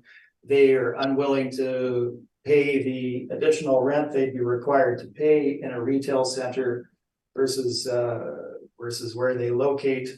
It's not that the additional land that they have would necessarily drive a higher rent on its own. I don't want to isolate that single piece. If you look at retail, big box, power nodes, those tenants are locating there for a reason. Those reasons I've already gone through, that being driving additional business, which makes them more money, which allows the owners of those centers and the developers of those centers to charge additional rent based on those locations and the tenancies that they're able to congregate together like that. So no, there's always going to be significantly higher rent paid for retail or big box stores for that location, for those reasons. Okay, for these auto dealerships, I find it a little odd that there hasn't been any sales in the that we compare with actual sales. But and I think that's because of the nature of business, perhaps. Maybe you can tell me a little bit about the ownership structure involved here. For instance, who is DKA Developments? Do they own several dealerships in town, or did you just own this one? No, they don't own just this particular property. I think Mr. Jonathan had included a list of their properties in his brief, but it's essentially the Crown Auto Group in Winnipeg and their associated dealerships and service centers, etc. So they have 7 or 8 different properties within the market, and it is a local ownership group. With regard to sales, we don't have any sales before us, and truly having investigated them, the sales that are out there are not true representations of strictly real estate transactions. There's more that's involved in them, and they misrepresent the value of the real estate itself. So we don't address those in our valuation, as it would be inappropriate to compare them apples to apples. So these dealerships, though, they so let's go back to the owner. The owner actually may own different brands as well, different car companies. Would that be a fair observation? Like, for instance, DKA wouldn't necessarily just be Honda. They could have Nissan or something else, right? That's correct. Now, they're not the owner of brands. They're the franchisor for a period of time, is how it works in that particular industry. So they have the right to sell, in this case, Hondas in that location for the period of time that their franchise agreement is for, and when that expires, they either renew or it goes elsewhere. Okay, maybe I should just kind of get to where I'm getting at here. So a lot of times I think they have actually switched a lot of these dealerships from one brand to the other. One brand moves out, another one moves in. It's just the same owner, though. Would that be fair? In some cases, yes. Now, there's no sale there, but it's, because there's just, it's just a few owners and so many dealerships. I see your point now. Yes, so that is accurate. If we look at the Point West Auto Mall, or in fact on Regent as well, the Saturn brand went into bankruptcy and was no longer around. And there were 2 locations within Winnipeg. Each of those locations, it was quite a small structure, and the buildings were unable to draw a new first line brand such as Ford or GM or whatever, given their obsolescence. So they were put to other uses by the property owners. Mr. Smith, we're taking a long time here and you're digressing. Could you just try to answer the questions? We already I thought it was. or could you probably just answer Yeah, the you know question? what? I've got my questions answered, so I'm fine, Mr. Smith. That's no problem. You don't need to. I get what you're saying. So I wasn't quite sure how to answer that. Hopefully that helps. yeah, no, that helps you. Do you have any other questions? That's all my questions, Mr. Chair. Thank you very much. Ms. Duncan, any questions? Yes, a few. So just bear with me because there was a lot of information, but I understand that this will be transferable to the concepts on the other properties as well. So the one thing on page 13 of your presentation, you had provided 6 examples of dealerships. I'm kind of calling it the evolution, that it can go from new to used to getting closed down. And so obviously that's not a desirable. But out of those 6 examples, would it be safe to say that they actually didn't close down, they moved to other sites? So it's not like they went out of business, they moved to other sites. Is that accurate, do you think? In many of those cases, yes, the number 5, 203965 Portage, that's the Saturn dealership. It did go out of business. For the most part, that the dealerships did move to other locations. Number 6 also being an exception, they closed down. The remainder of them, the brands did drive the owners to move to new locations, that being typically the Waverly Auto Mall at that time. What that indicates is that those particular properties and structures on there and land area, etc., were no longer feasible for those brands, so they forced them to move. So we're looking at the structure. The dealership itself didn't necessarily go out of business, but we're not looking at valuing the dealership. We're looking at the property itself. And then you had talked about just because it's hard for the arm's length assessments and that. You talked about utilizing 2 classes. So the one class was showroom and office, which is about 30 to 40%. And then rear service, which is about 60 to 70%.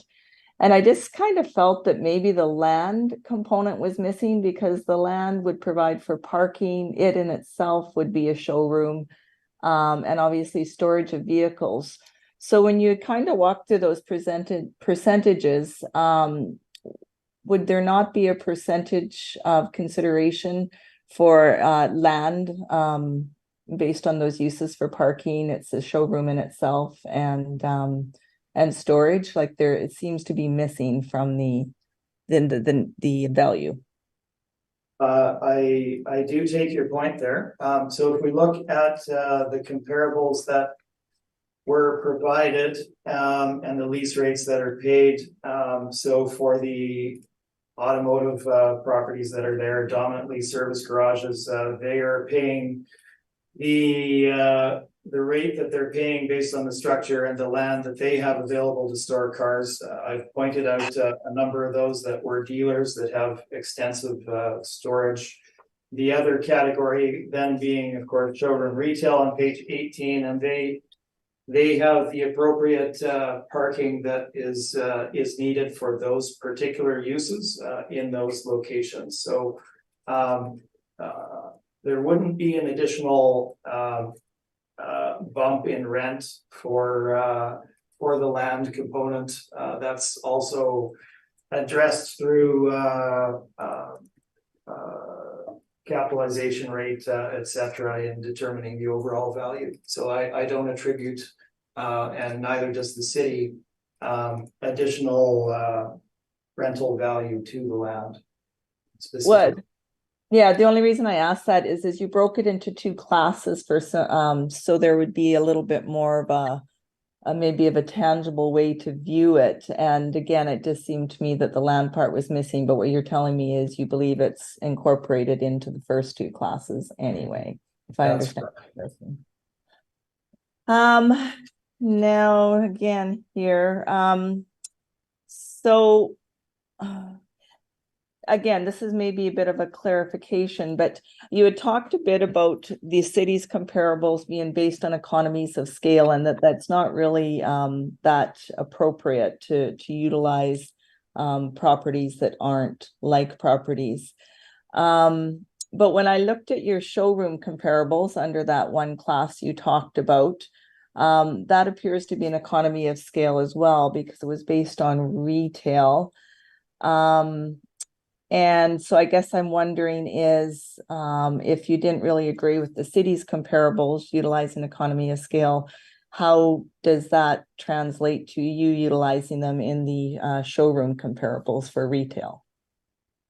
Right, very good point. And thank you for bringing that up. So in looking at if you look at the structure of the dealership, they obviously vary in size, but if we take my point that they're 30 to 40% showroom retail office component, if the general size of them is 25,000 to 40,000 for new and or newer ones, your percentage of that would be, we can all do the math there, but it would be obviously somewhat lower than the 25 or 30,000 square feet. So what I've provided on page 18 are well-located properties of this type that are of a significant size for the most part. So if we run through them, we're looking at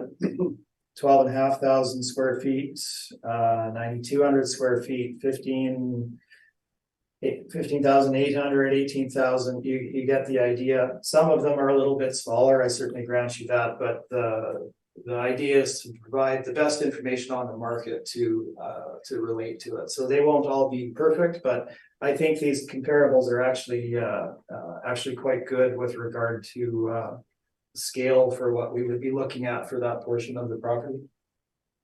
It's still comparing it though to an unlike purpose. So that, I mean, I know you're saying with the showroom and office and the percentage of property that those retail ones are consistent with that, but it's still retail, which is no different where the city used the bigger square footage and utilized the economies of scale with other investment properties of a bigger nature, is how I'm kind of hearing it.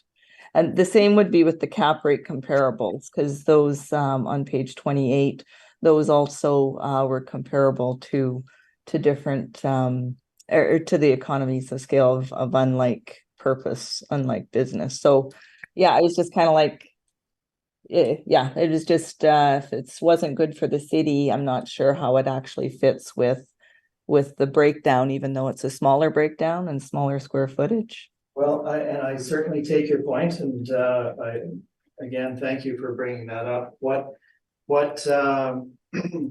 And there is a difference between the city's big box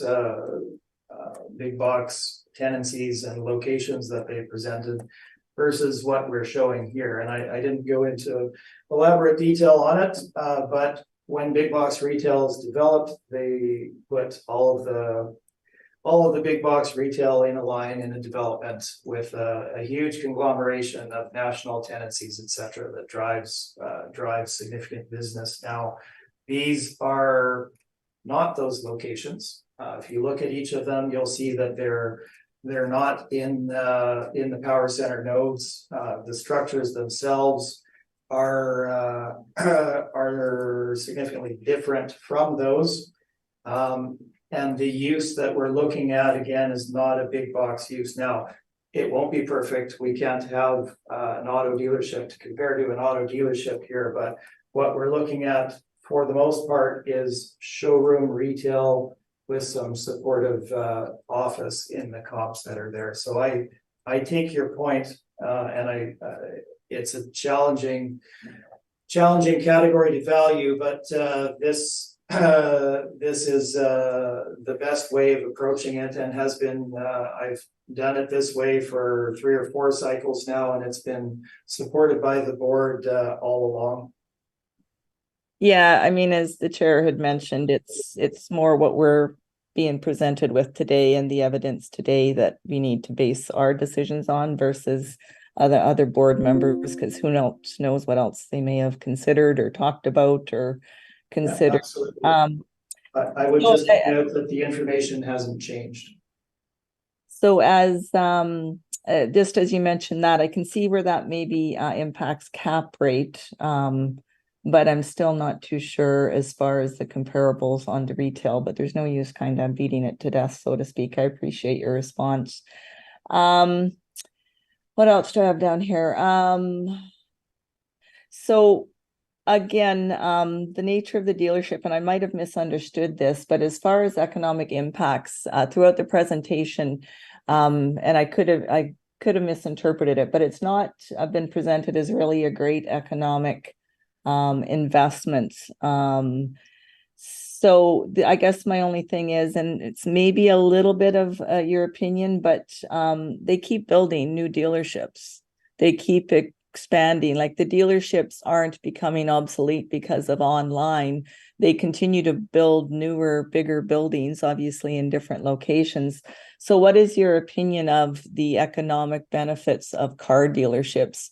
Because I just can't see all that money and all the people that go and do the research on investment properties it not being profitable. Yeah, understood. Again, I do take your point there. What I pointed out with regard to being an investment vehicle, if you look at the auto dealership category, you don't have real estate investors acquiring dealerships as standalone investments or as a tranche of investments and then renting them out to the dealerships themselves, and there is a reason for that in that there's greater risk. Now, I went through my discussion with regard to the industry and the changes in it and the transferability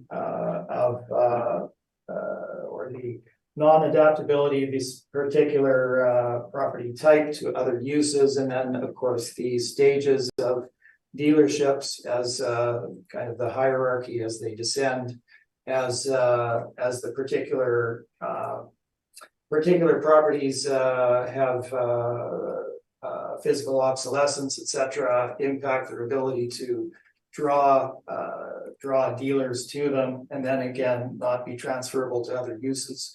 There is significant risk there. And yes, do new dealerships get built? They do, and it generally follows the trend that I was saying. You see consolidation in the marketplace. We have this happen in Point West. It's also happened on Regent, where the brand will say we can only have one dealership on this side of the city, so you two need to either buy each other out or we'll get one new franchisor, etc. So you see properties combining in that way. When you look at the new dealerships that are being developed and the brands that they are, typically this is specifically driven by those particular brands, and generally speaking, it is the kind of the luxury brands where they want to be located in a particular part of the city, and more so they want to be separated from, in many cases they were in a location where it was Land Rover and Volvo or something of that nature. So they want Mr. Smith. Yes. Mr. Smith, I think you kind of answered my question when you talked about it being considered more of a risk for investors and consolidation stuff. So no, that was a good, like that answered my question. Thank you. And then the very last question, which actually has to do with the subject property. So the what you're requesting is a rent of $12 a square foot with a potential NOI of 463,392. I'm just wondering what was the income history on that property prior to what you're requesting now? Like what was the like how profitable was it the last couple of years, I guess is what I'm wondering. The business? Yes, yes. So $12 a square foot seemed reasonable from an assessment standpoint from your perspective. With an NOI of the 463,392. What was the history like on it? Is it becoming more and more profitable year after year? Well, so again, I have to caution you on that, I guess, in that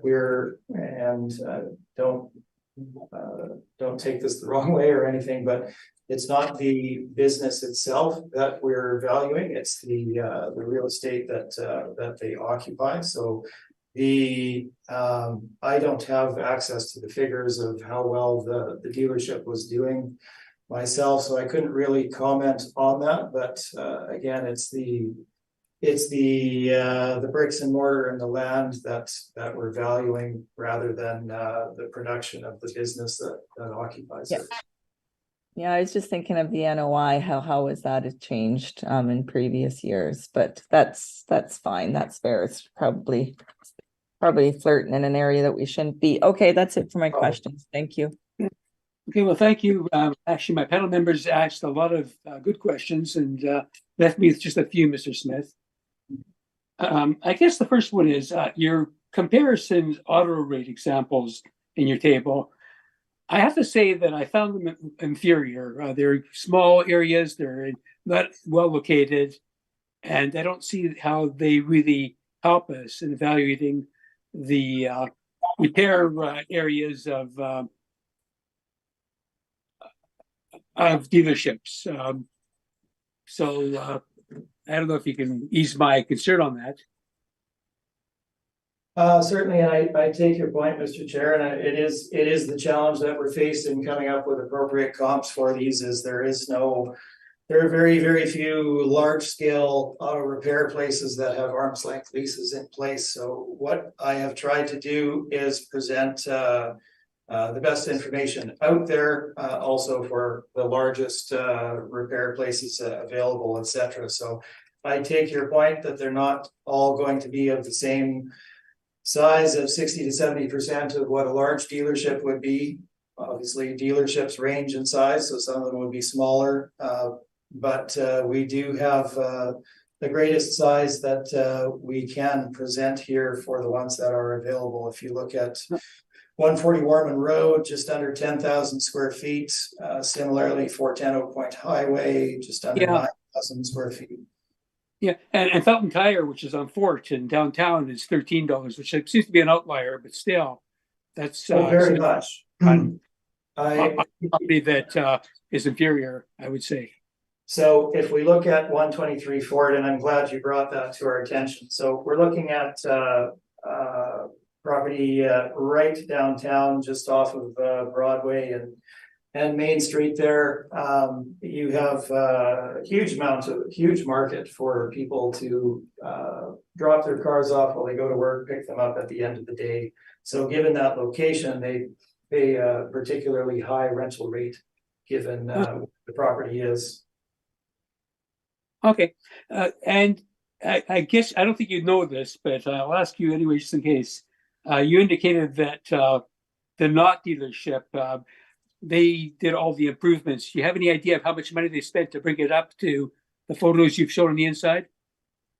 I'm afraid I don't have access to the figures on what their expenditure was on it, but as I mentioned, they did have to improve the showroom and do a few servicing issues, etc. for the property. But if you have been there and you go into the back, it's still largely a warehouse shell with a nicer floor in the back, the showroom. Well, I've shown you the showroom here, so yeah.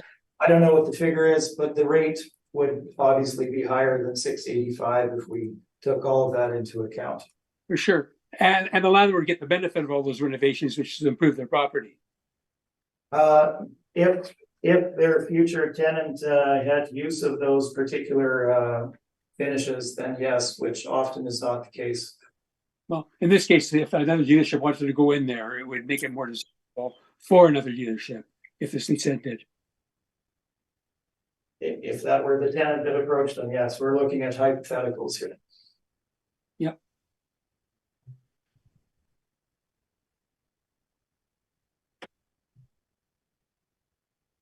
Okay, and I'm looking at your, you used properties on Henderson Highway, Corden Avenue to show cap rates on strip centers. But none of those have the parking that a dealership has. Would you agree?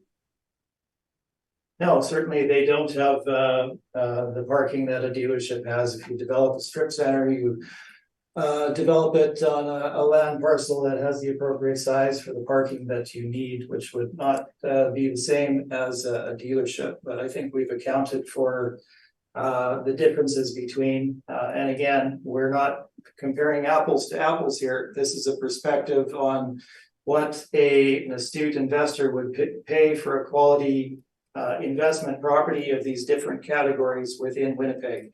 They themselves are quality properties of that type. It's the comparison to an auto dealer that is what we're looking for. Okay, and none of your comparisons are on big box centers. Certainly not. Okay, you answered my questions then. Thank you very much. You know, we've taken quite a bit of time at this point, so we've ended the questions and everything on this one. I'm suggesting that we take till maybe it's 11:02 to 11:15 for a break, and we'll come back at that point to go on to number 2. And I'm hoping that the rest of these items will not take the time that we just spent on this one. As discussed, Mr. Chair, we've largely dealt with all of the questions and presentations, so they will be very efficient moving forward. Okay, that's appreciated. So we'll adjourn then to 11:15. Sounds good. Okay. That's good. Thank you. Mr. Chair. Thank you. So our next item on the agenda is 3680 Portage Avenue. And Paycheck, when you're ready, you may proceed. Thank you, Mr. Chair. We are looking at roll number 07-569-002400. This is 3680 Portage Avenue, just west of, I should say just east of Buchanan Boulevard. We have a 1988 originally built with an effective year of 2010, and we have 7,200 square feet. When I reviewed this property for appeal, I did notice that if we look at page 2 here, we have the Crown Auto Body and Glass. We have it labeled or pucked as a CMBCD or as the complete dealership like we looked at last. I made a note to have this one reviewed going forward, but I did look at it with the eyes of, you know, possible what we would label as a VSG or a, you know, it's different than a VSG, but it is a, you know, a collision center, auto body and glass, working on cars more than a dealership would be. But when reviewing my brief, I realized I did not copy and paste as well, adding the VSG comparables. But if you look at this one as the income approach on page 4, as the model has generated, you have 7,200 square foot building at 1,597 square feet, 1,597 a square foot. We have our standard parameters of 2% for VCD, 3% expenses, $6 shortfall, and a 5.8 capitalization. So that's a total value of $1,870,000. We have our same VCD rents as we went over last, and I will, you know, not spend any extra time needed going over them again, but page 5 is that. Again, so one of the things you'll notice compared to last time is the cap rate is slightly lower at 5.8%. When, you know, a combination of size being smaller, we're down to 7,200 square feet, location on Portage. Sorry, and I believe we have the exact same effective year of 2000. So the cap rate drops to 5.8% in this case. And again, we have the mailer included that was sent in the 2020 INE starting on page 9. We do have a reported net rent on this one for 7,200 square feet with showing 33% vacant. And we scroll to page 11, we have a COVID questionnaire filled out showing significant impact. So it looks like they did have some issues with the tenant due to COVID. I read it the best that I could, but it looks like some 4-month rents was either abated or, you know, delayed. I couldn't really read on the bottom of page 11. But I'm hoping this was going to clarify the issues with COVID there for me. And I believe I've also included on page 13 the rest of the mailer. And just from what I found on this one, they are what Destination Motor, the tenant is Destination Motor Inc., has a lease from 2020 to 2025, 7,200 square feet, just reported a monthly rent of 9,300.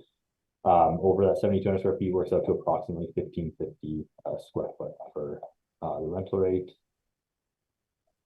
And it says on page 14, if you look at the mailer as well, under the if incentives inducements are given to a tenant, please indicate the value and what the incentive was. It says, yes, the tenant was allowed 2 months for, I can't bring it up, but then an additional 4 months in COVID relief. So it looks like there were some issues with the tenant and COVID on this one, but that's all I've included. If you have any questions, please let me know. Thank you. Thank you. Mr. Smith, any questions? Just very briefly, so the city's aware that it's no longer an auto dealer and it's a repair and collision center? Yeah. Okay, and the valuation hasn't been changed to reflect that, I guess, yet? Well, the model hasn't been, yeah, like our parameters for this property haven't been changed to VSG. So again, I left a note. I'm assuming there's a permit or something that will be reviewed to set, you know, that adjustment. But again, I believe in the future this will be something closer to a VSG puck. So if the VSG model was applied to the property, in your experience, would it be a lower market value than the property valued as it is as a dealership? Yeah, based on 2010, I'm not sure by how much of a margin, but you know, the rent might be slightly different for 7,200 square feet but a nicer collision center is getting is going to get a rent from my experience of all the 2023s up in this range for this size. And then the cap might be slightly different as well by, you know, a couple tenths of a point, but I can't say for certain until it's ran, but that's just from my experience. It might be a slight difference. But we don't have the VSG rents in the report today, I gather, right? It's not in this one, no. Okay. Okay, those are all of my questions. Thank you. Thank you. Ms. Duncan, any questions?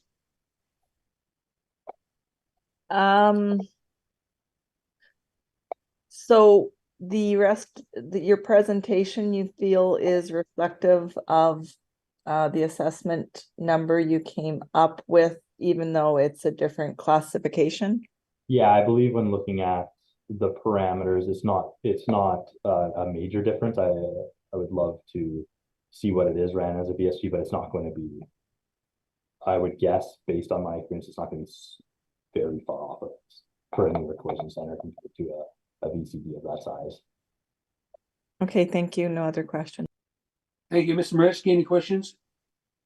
Why have you got a cap rate of 5.8%, which is lower than the other one that we looked at? So one of the main reasons, like the cap rate's based on a combination of the size, location, area. So this one is, you know, much smaller at 7,200 square feet. The economies of scale drop a ton on it, which does drop the capitalization rate based on the same effective year. And then, you know, you can make the assumption, or I can make the assumption that being located on Portage compared to North McPhillips, you know, can drop the cap rate a little bit, are some of the factors that lead to a lower cap rate than our last one, for example. And so you, as you had stated, you realize it's a vehicle repair usage right now. So you believe that 1597 is reflective of that category of building? I believe, you know, if you round it up to $16, it's not unrealistic for a newer collision center in my mind.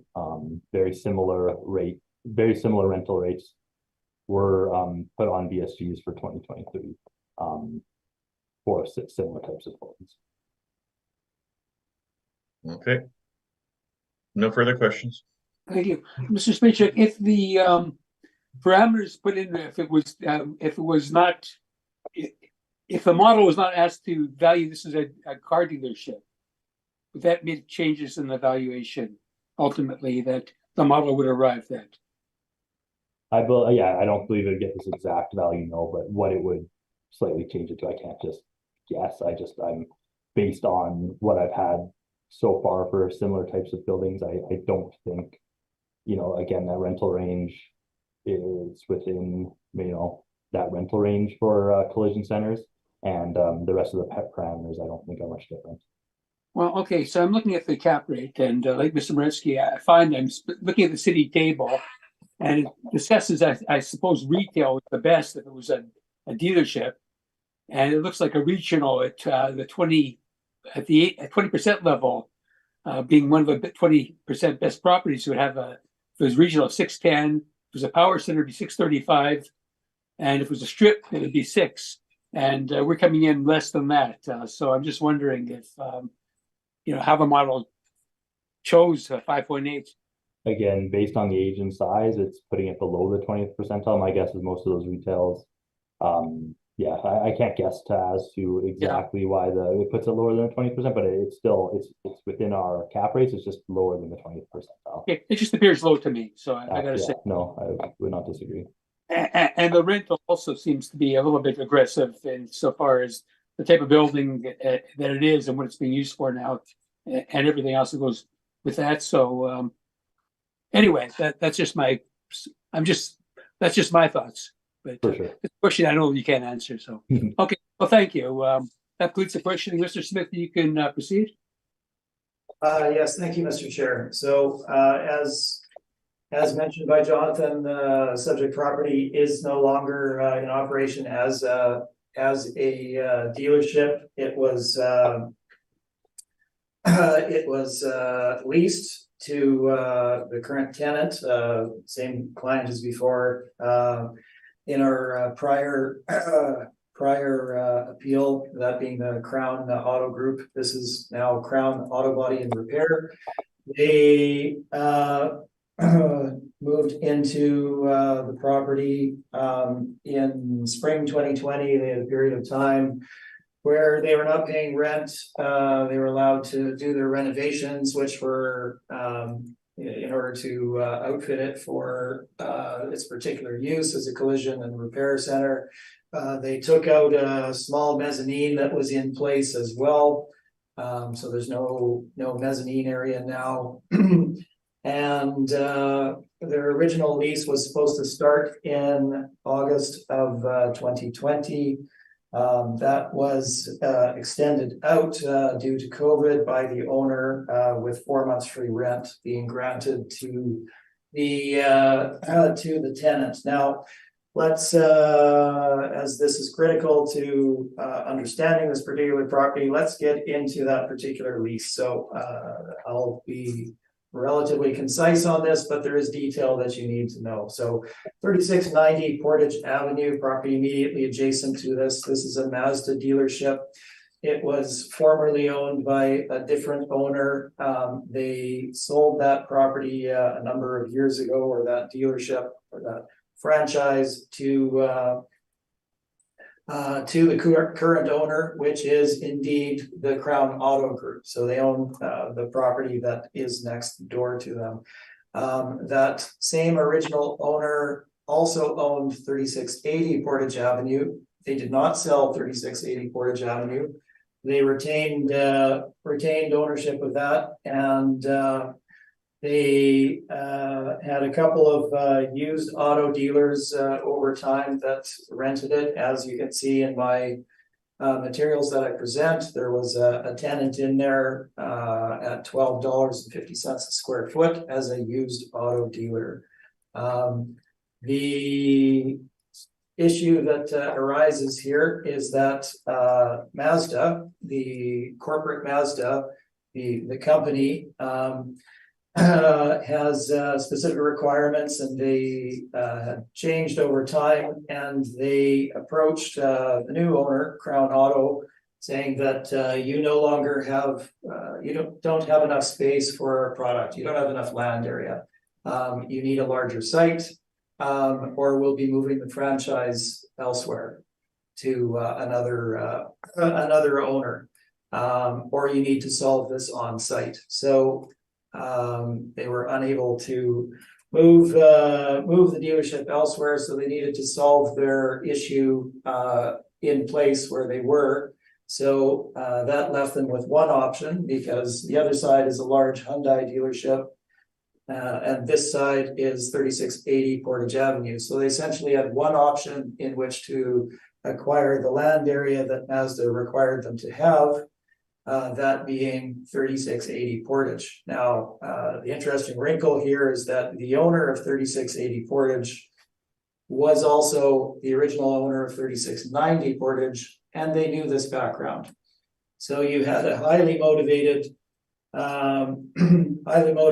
potential tenant and a landlord that knew that they were highly motivated. So what that produced is an above market rate at $15.50 per square foot. So while it may be arm's length, it has it does not meet at all the requirements of being a true market rent, as the tables were heavily skewed and the tenant only really had one option. They were forced to do this. That's why they're paying $15.50 less 4 months of free rent at the beginning. So truly, that is not a representative market rent for the subject property. The other issue, obviously, for the subject property, 7,200 square feet in size. It was a used auto dealer prior to this for quite a number of years, as it no longer meets the size requirements of a main brand auto dealer. None of them would locate in this particular property for that particular reason. It also doesn't have enough land on its own, as I believe it only has a little under an acre, 0.94 acres in size. So their land to plan area ratio is 5.69 to 1. Again, well under the 8 to 1 that a dealer would look for. So it's simply not large enough on its own to operate as an auto dealership. It should be valued as a vehicle service garage. And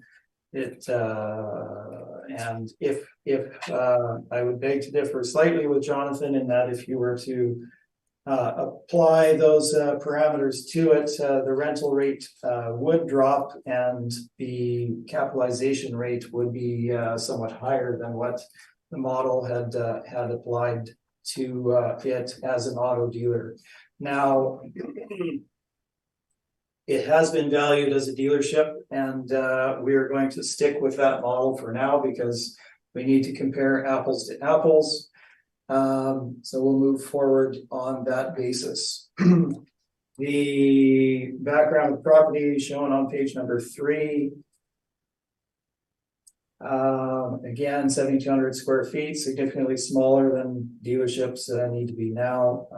We have an age of 2010, originally built in 1988, with some updating over time, I gather.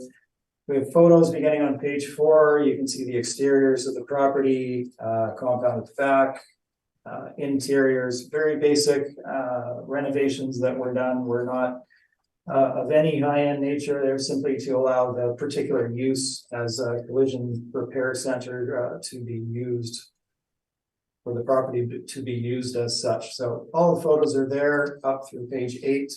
Page 9 gives you an idea of the layout and the relatively small area that we're dealing with, as well as the location on page number 10. Now, I would differ in terms of the location being better from the city as well. We look at this particular property; it's towards the edge of the city on Portage Avenue. You're almost up to the perimeter there. We look at where the prior property was. It's just north of, and I've supported my cap rate on that, so I'm not saying it should be lower than what I suggested. It is north of the Leela McPhillips, so it's in greater proximity to a larger amount of supportive commercial in that location. Essentially, the discussion that I had on automotive industry, the special use nature, we won't cover again. If we look at my comps, they're all there for you to see one more time. In this case, the automotive should be given more weight. We're looking at 7,200 square feet here. We have the prior rent, which is number 9, 3680 Portage, at $12.50 a square foot, that from 2017. We look at other comparables in that range. Again, we have the better located or more valuable property at 123 Fort, Fountain Tire, $13 per square foot for a similar size property. 960 Pembina Auto Service. This is again very well located. Close to the same size of 5,700 square feet, 1,275 a square foot. So that being the upper end of the range. Obviously, there's the remainder of our comps there. They vary in terms of location. But generally are all fairly well located either on or adjacent to main thoroughfares. Our rental rate range runs from a low of $650 up to that $12.50, $13 per square foot range, 13 being the 123 Port, which is obviously superior. The showroom retail, well, they're there for consideration. I wouldn't put a lot of weight on this for this particular property because we're not going to have another auto dealer necessarily moving into this for the reasons stated, other than a used auto. And if it was used auto, it would be in that $12.50 range as already discussed. So our comps remain the same.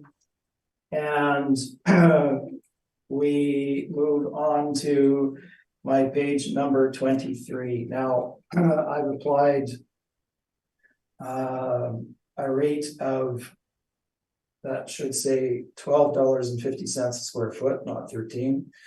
$12.50 at 7,200 square feet, giving you your potential annual income. The other parameters are there for you to review as well.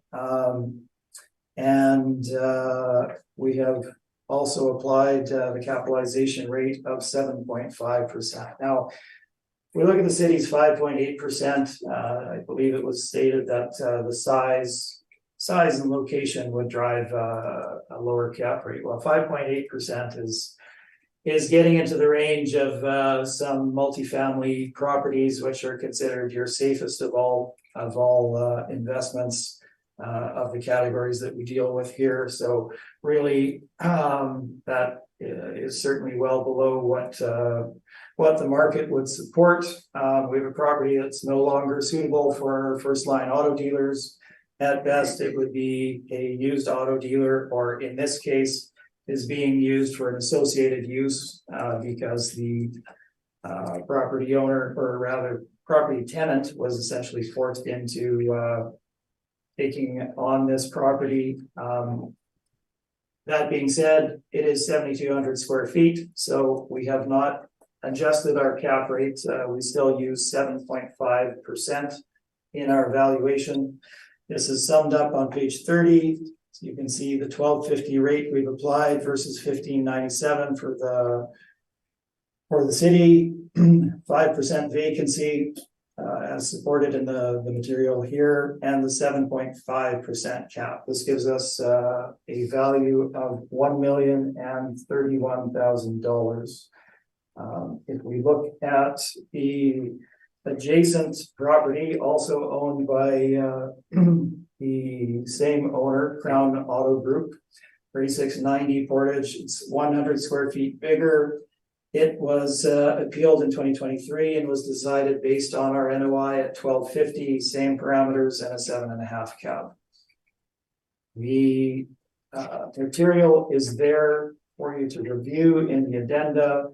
And in this case, I did discuss the performance of the business, and the owner brought it to my attention that so they moved in 2020, And the business has certainly not performed as well as they expected, significantly under what they were hoping for. But again, they were forced into essentially making use of this property.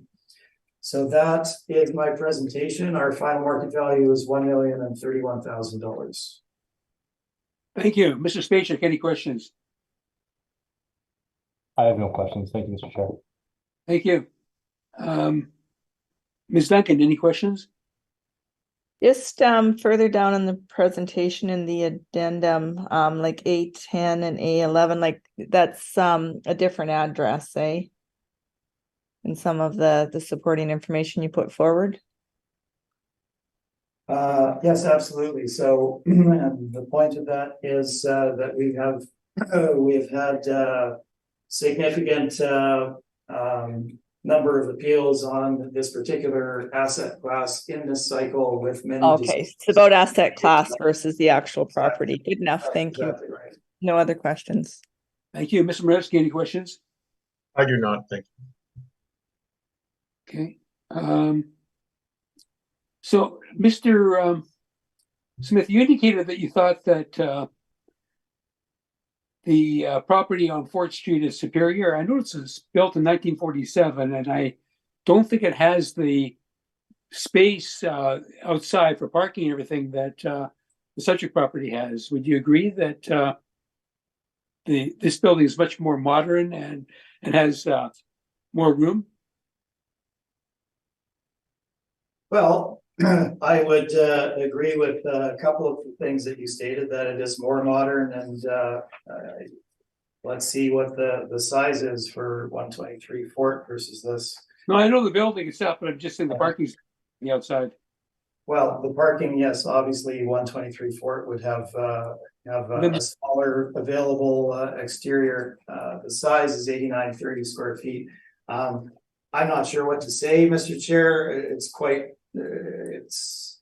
a property downtown with this use at $13 a square foot is significantly superior to a property in a location like this, given the market that they're supporting there. I know many people that take their car there for service, drop it off in the morning, pick it up at night. They can walk there and back. They don't have to get a vehicle to take them anywhere. It's just apparent that property in a location like that would drive a higher rental rate than the subject. Okay, and on page 23, that's a typo then, 1350, that's highlighted? Because it appeared to me that was the rental you wanted, and I thought that your error was incorrect. Calculation isn't highlighted. So it's 1250, not 1350, and I do apologize for the typo that was put there. Now, if you look at the text just below that, it states 1250, and if you look at the calculation as shown on page 30, it states 1250. And if you I noticed the discrepancy, but I noticed that you highlighted the 1350, and so I just anyway. Okay, that's my view.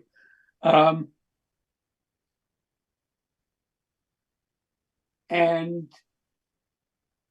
in fairness, I agree that it's difficult to evaluate, especially when the city's using the parameters for a dealership and it's no longer a dealership. So, okay, well, thank you. I think that we've gone through this one then, and we can proceed with our next property. Thank you, Mr. Chair. Which is Unit B, 1700 Waverly Street. And Mr. Spacek, when you're ready, you can proceed. Okay, thank you, Mr. Chair. We're looking at file number 23-131. This is roll number 0306504340. This is Unit B, 1700 Waverly Street. So this is located within the Waverly Auto Mall. We have a 2024 value of $3,206,000. This is again a complete vehicle dealership. It was built in 2000. It has 13,955 square feet. We can see land to plan ratio of 6.2. And if you take a peek at page 2, you can see an overview of it where it's located between Sturfield and Waverly. And It is the Crown Acura, as you can see from the street view at the bottom of page 2. And I've included one more aerial photograph of the property on page 3. And pretty straightforward for our dealership. We have 13,955 square feet on page 5 being valued with the income approach again. Model rent of $1,535. Standard parameters for our complete vehicle dealerships: 2% vacancy, 3% expenses, $6 shortfall, and a 6.3% cap rate. This is where we get that total value of $3,206,000. Again, page 6, standard big box retails. Went through those last time and the time before. Our standard cap rates on page 8. Page 10, again, the same ownership group. So we have our 2020 income and expense mailer showing their book rents. This one is B, 1700 Waverly Street. They're reporting a book rent of $38.57 a square foot. We turn to page 11. They've also filled out the COVID questionnaire. This is a minor impact with nothing explained as to why that is. Yeah, from my understanding, this property was heard in 2023, but it's been reappealed for 2024. So if we have any questions, please let me know. Thank you. Thank you. Mr. Smith, any questions? I have no questions, thank you. Thank you. Mr. Moreski, any questions? I have no questions, thank you. Thank you. And Ms. Duncan, any questions? No questions, thank you. And I have no questions.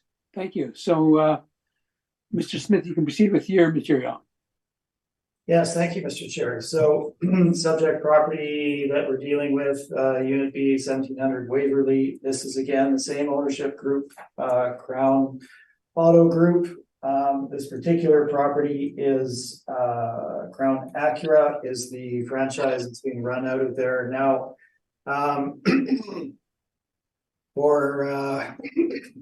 Pardon me. For this property, they ran into much the same issue that that the Mazda dealership that they have at 3690 Portage ran into, and then that Acura indicated that they did not have enough on-site land area for their particular use. The land to plan being as low as it is at 6.2, and the area being 1.7 acres in size for the size of the dealership that they are. So Acura obviously wanted them to have more land. Now, fortunately, in this case, they also have the property that is adjacent to this at Unit C. Now, Unit C is essentially vacant. They don't have a dealership that is in there. For a period of time, up to 2013, they had a used auto dealer running in there. And then they had it again for a period of time in 2020, but then that was closed down. So it's been somewhat vacant for a while. But the point being, Acura needs additional storage area, so they use the adjacent property for storage of some of their vehicles. So again, an indication that there's not enough land on there. Moving on, page number 3 of my brief. You can see the property was built in 2000. So again, we're not dealing with a brand new property here. It is somewhat of its vintage in terms of the finishes and build out, ceiling heights, etc., which you'll see in the photos. The 2020 assessment was reduced to $1,953,000. So for 2023, 2024, we're looking at an increase of 64.2%. Now, that's certainly well outside the bounds of all of the asset classes that we see in the city. We can't point specifically to auto dealers, but they would fall in line with that. So 64% is beyond what the market would support in terms of a typical increase in equity in a property, in value in a property.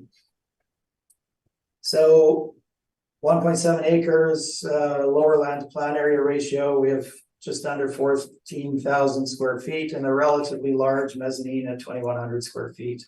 The photos are on page number 4 onwards. a number of the exterior here. Then we get into the interior. You can see the showroom as it is at the top of page 4, some of the office area, which is just on the back of that and on the side at the bottom of page 6, lower ceiling heights, moving into the service area and parts, etc. And then the office area on the second floor, page number 8. And service at the back on page number 9. The site already shown by the city on page 10. And the location, page number 11, it is within the Waverly Auto Mall on the east side of Waverly as indicated. So this is the units here are in a condominium corporation. Moving forward, the rest of my discussion with regard to automobile dealerships and the auto industry remains the same. I won't cover that again. The valuation, we jump forward to page 16. So we are back in a dealership that is well undersized for modern dealerships at 13,955 square feet. It is still in use as a dealership at this point in time. So we've applied the same model that we had for the other dealerships so far. We have the same automotive comps, and we have the same showroom retail comps. Now, if we look at that information as presented, again, I'm happy to answer any questions that you may have, but our dominant range for vehicle service is between roughly $758 up to $10 to $11 per square foot, with some marginally lower, some a little bit higher than that. That's your typical range for the vehicle service garage. We can run through any particular ones that you'd like to look at, but that's the dominant range. So a portion of the building that would apply to. Then we have showroom retail. Our property was built in 2000. The finishes are what they are. We have a circular staircase going up to the second floor. Number of things that are a little bit vintage of its time. Not that it's in any way run down or anything. It's just not a new dealership, etc.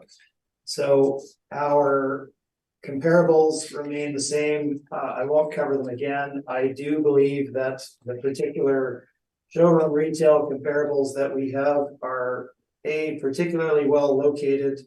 Their uses in terms of being showroom retail are closely aligned to what an auto dealer could be compared to, not apples to apples, because we can't do that, but as best as we can find in the marketplace. So moving forward to our rental rate, we have applied a rental rate of $12.50 per square foot to the subject property, as shown on page 24. The remainder of our valuation parameters we've covered extensively. They do remain the same. Our cap rate, for the reasons we've already discussed, is 7.5%. Vacancy is slightly higher at 5% than the city at 2%. And we've already covered the expense allowance. So the summary of our valuation in comparison to the city's valuation is shown on page number 31. You can see the differences there. And our final market value is $1,999,000. And again, I would indicate that both the rental rate and the cap rate, NOI in general, have been supported in 2023 appeals. The addenda materials are there for you to look at. And I would again point out that book rents are not evidence of market rental rates. Happy to answer any questions. Thank you. Thank you. Just one thing before I ask Mr. Spacek to ask questions. I noticed that you stated that the 2023 assessment is on appeal at the municipal board. That's correct. So basically, this is really a mute hearing, isn't it? Because any decision that the municipal board makes is going to also take into account this matter for 2024, being on the same assessment roll. But while that is true and that the 2023 decision will carry forward, we don't know at quite how long that will take. I'm still dealing with 2016 appeals from the municipal board. So we have a situation where an owner could be waiting for 5-8 years to have that dealt with. So that's the reason that 2024 is appealed, so that in the appropriate taxation year, they would be at the appropriate level. Okay, and you appealed 2023, and that assessment was, I guess it looks like it was a confirmation of what the city had assessed the property at. Yes, Mr. Story of Fairtax had appealed the property for the 2023 year, and that was the decision of the board. And of course, we're not in agreement with that, and we're proceeding with the board of revision. And I would trust that the panel will, of course, take the material into account and make their decision based on that, not the outstanding municipal board. Okay, so Mrs. Spacek, any questions? Please proceed. I have no questions. Thank you, Mr. Chair. Thank you. Mr. Moreski, any questions? I have no questions. Thank you. Thank you. Ms. Duncan, any questions? No questions, thank you. Okay, and I don't have any questions, so thank you. Thank you. Okay.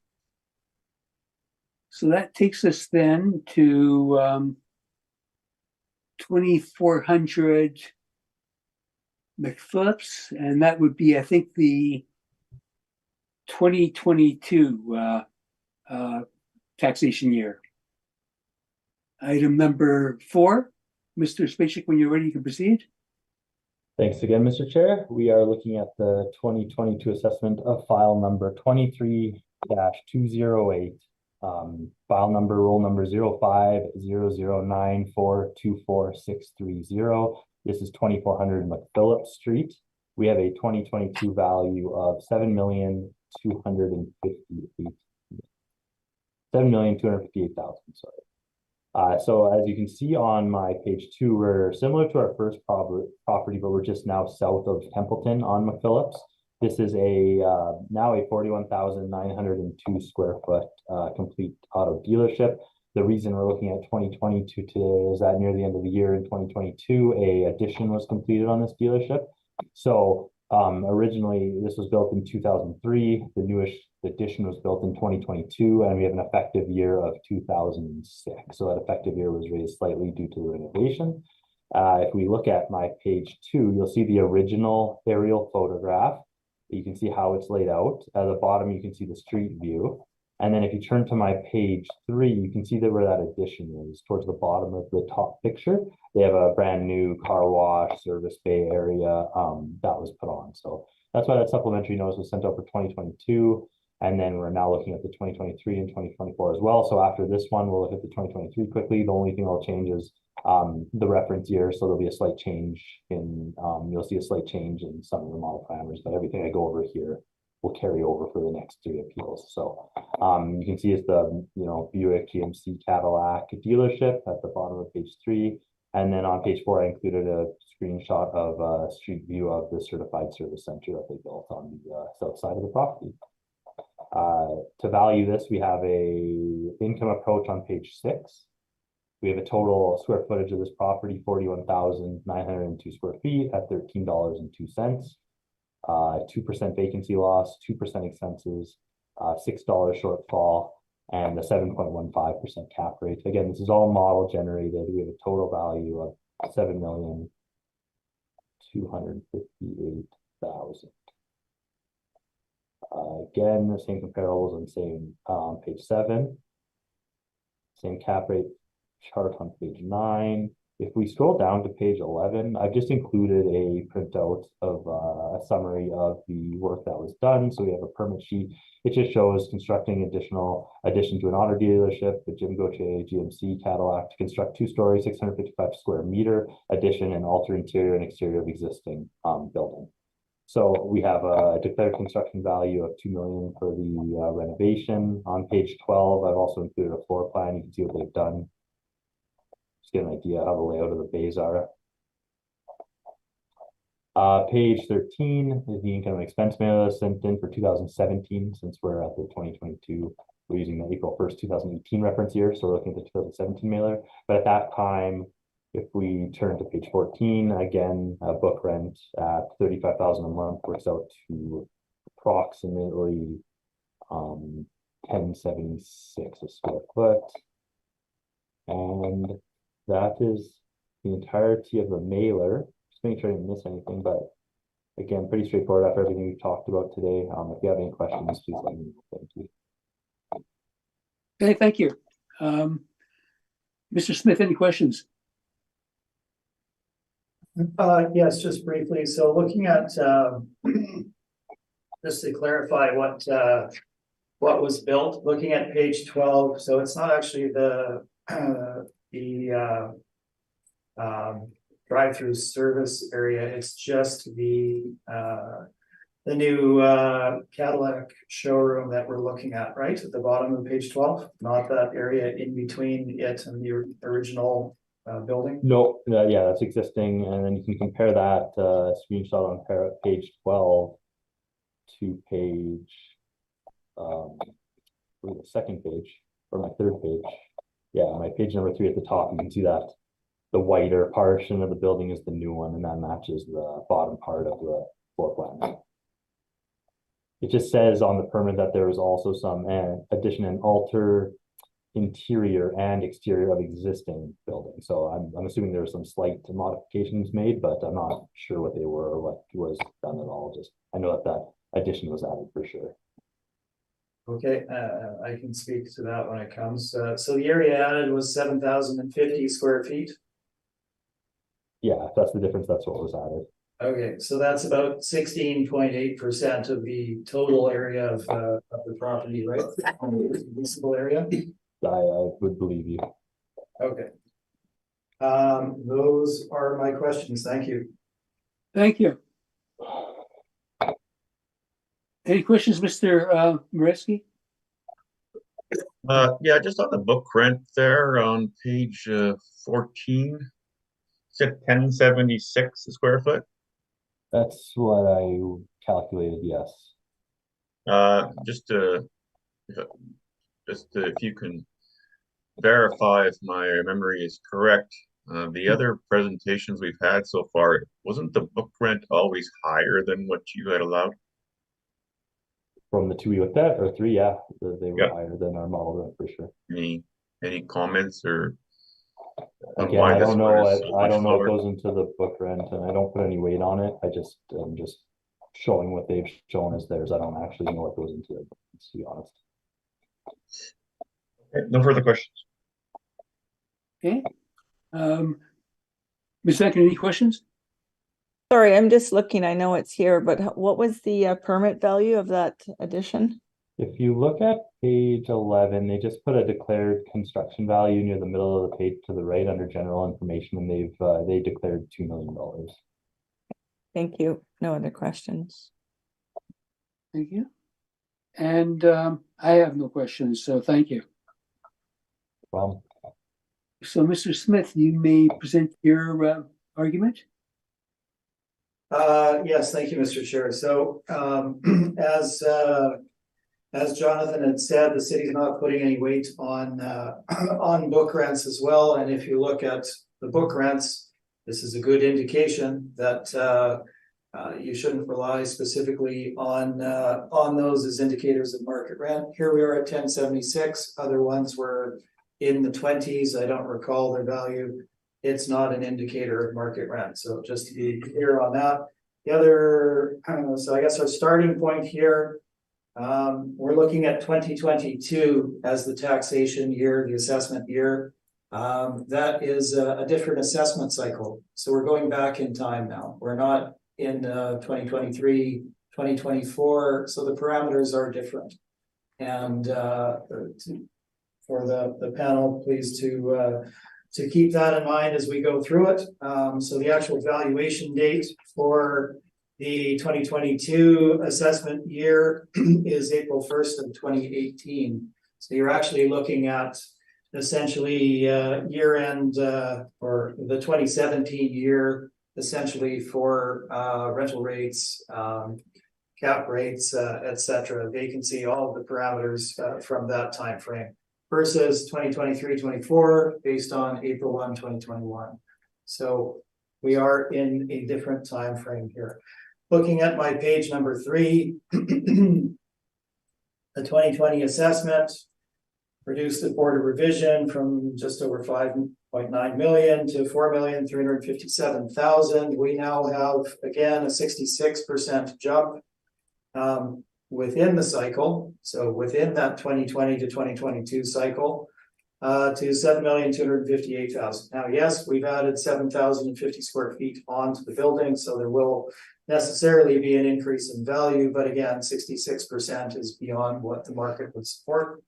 Further detail on that page, April 1, 2018 valuation date, obviously for the 2022 supplemental assessment. We have the owner there, zoning being C4, original age 2006 for the vast majority of the building.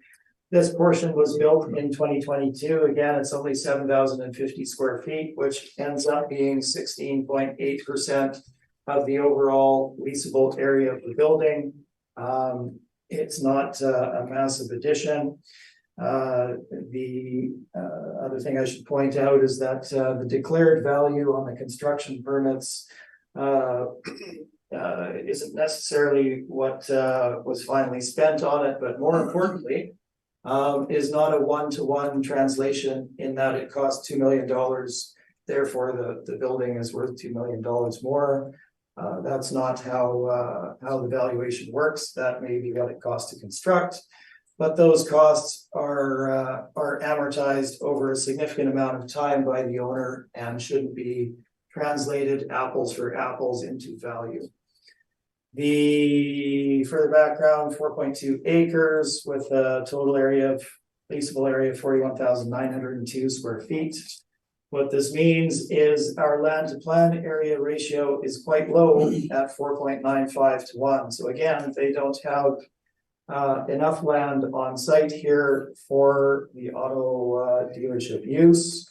And they have had to rent land in other areas in order to store cars upon, essentially not display them, but store them, not on main thoroughfares.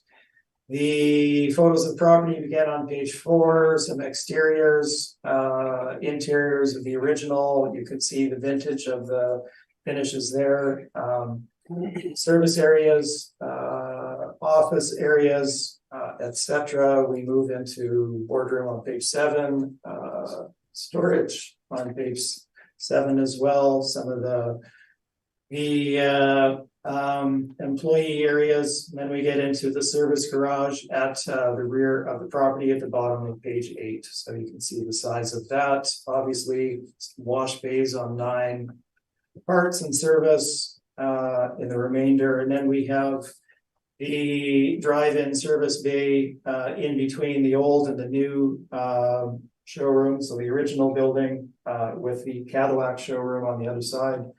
That being on page 10, that drive-through drop-off area, which you see in many dealerships now. Then we get into the Cadillac edition, which is shown on page 11.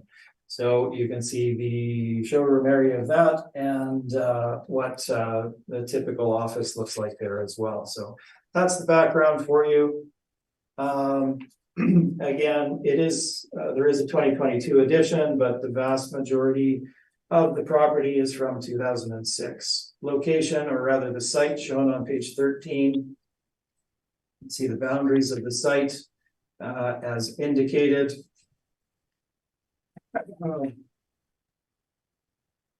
And we can move forward to the property location. So that being shown on page 14, a little further south than our other property on McPhillips, but still north of the retail node at McPhillips and Leela. Moving into the brief further, our commentary remains the same on the auto industry, special use nature of the auto properties, the unsuitability of the city's big box retail as a comparison tool. Our comps remain the same.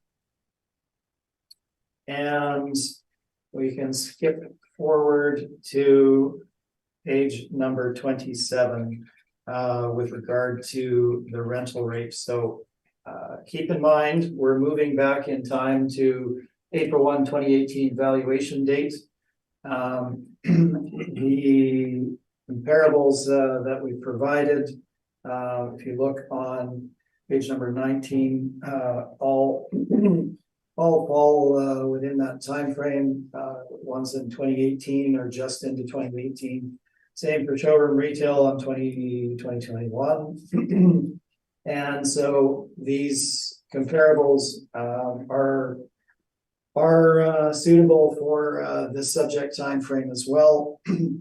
We've taken this into account, the time frame as well, and we've applied a rental rate of $11 per square foot to the valuation for the subject property as shown on page number 27.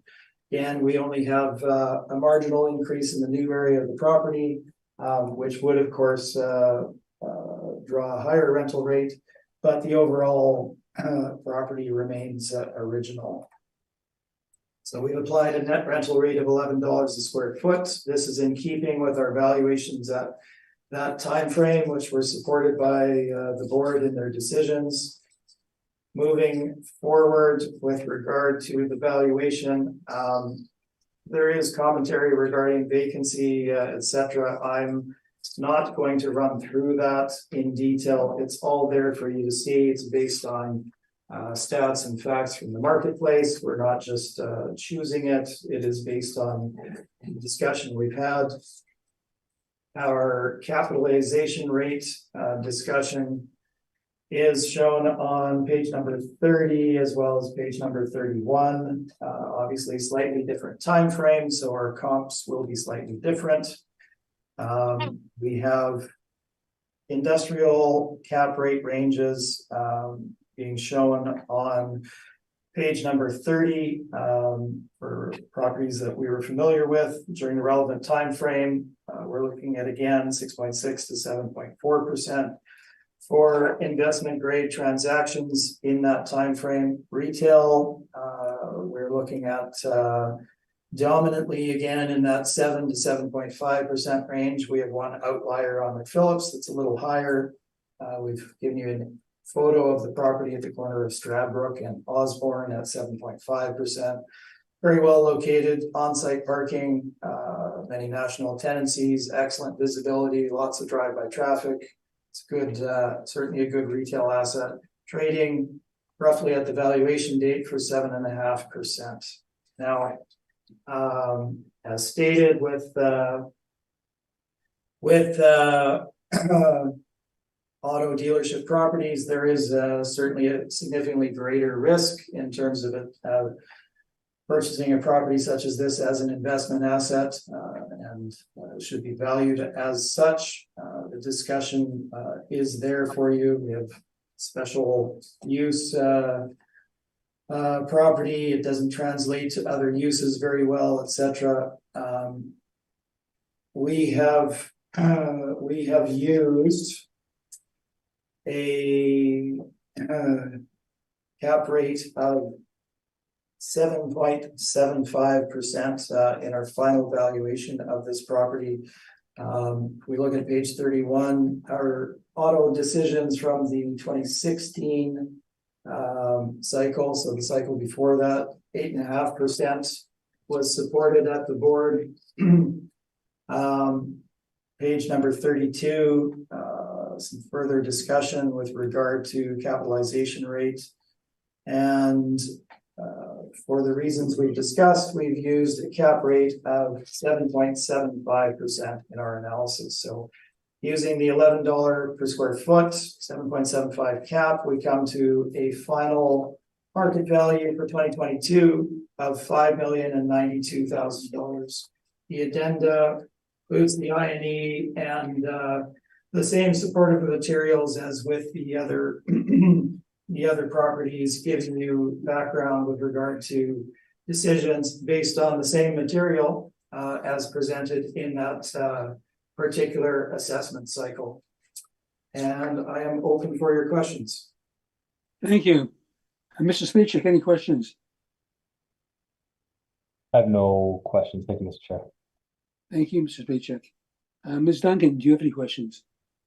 Yeah, just one. I recognize we're working on a year earlier, so but what would specific to the considerations under cap rate, without getting into tons and tons of detail, the disadvantages would be reflected within the cap rate. How have they changed? You know, currently it's more of a thought of 7.5 based on your studies. And then a year ago, 7.75. I recognize it's a different year, but as far as the factors that go into a cap rate, how have they changed significantly in 1 year to increase the cap rate?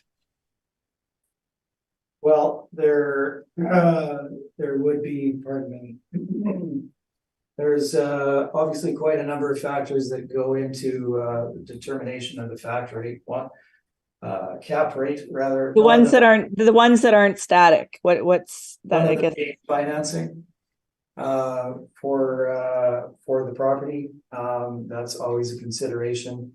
The other aspect being what are properties trading for on the market, and there is a little bit of a difference between both our comparables on pages 30 and 31, as well as the ranges that are stated by both Colliers and CB Richard Ellis for the two categories that I present there. So there is over that time frame, and I think the city would agree, a slight compression in capitalization rates in the prior cycle versus the new cycle. And again, it's from 2018 to 2021, rather. It's a 3-year gap, not a single year.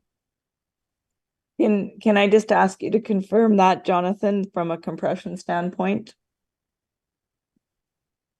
That the cap compressed from the reference rate? Last year to this year, yeah. Yeah, and from my understanding, also you'll notice rental rates reflect that. So it's usually a combination between the two of, you know, if it's easier to rent, there's less risk. If the rent's a little higher, it might have a bit more risk to it. There's a relationship there that's, you know, goes hand in hand with it. Okay, no further questions. Thank you. Thank you. Thank you. Ms. Moreski, any questions? Yes, just on the rent there on some of the other properties we've looked at, which are based on 2021 valuation.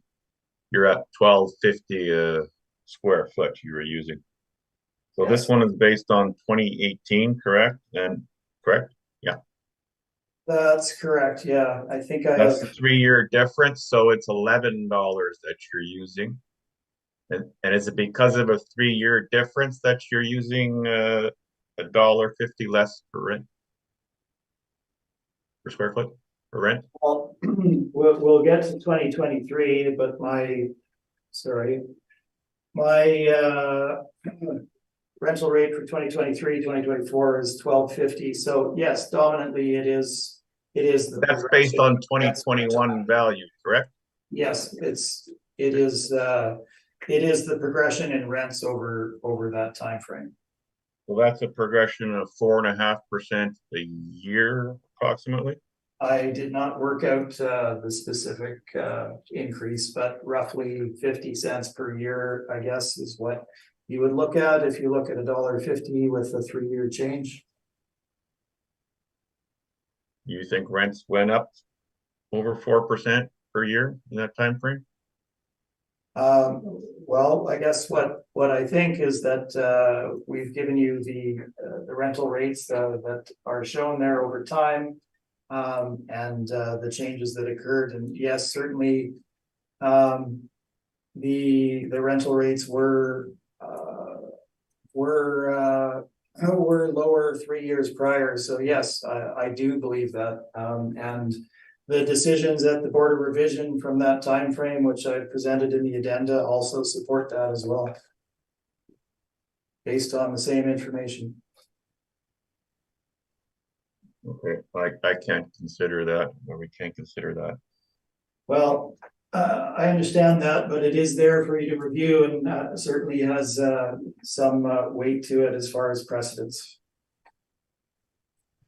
Okay, Mr. Chair, I do not have any more questions. Thank you, and I don't have any questions, so thank you. So we can now proceed then with agenda item number 5, which is the same property for 2023. If I can interject, I don't have a 2023, 2024 brief from the city. No, we don't have one. That would be because we didn't see your recent time. I can print them out. Mr. Chair, can we take a recess for me to print out the brief with the applicant? We can take a recess, certainly. Okay, we're then ready to proceed with agenda item number 5, which is 2400 McPhillips Street, and that's the 2023 application. Mr. Spacek, when you're ready. Thank you, Mr. Chair. We're looking at file number 23-212, roll number 050094246330. This is 2400 McPhillips Street. We just heard the 2022 for this property, so moving up the reference date to April 1st, 2021. The 2023 assessment is $8,280,000. So again, everything stands as before, except the difference is the market at this time. So if we scroll down to my page 5, the model parameters for this cycle and this reference date is $13.95 a square foot, $13.95. We have 2% vacancy, 3% expenses, shortfall $6, and a 6.65% cap rate. So that total is $8,280,000. Again, I've included the permit as well, but we went over that last time. And I believe it is the same book rent being reported. Approximately $13.38. Or no, this one's less. Let me just do the math really quick, not that it matters.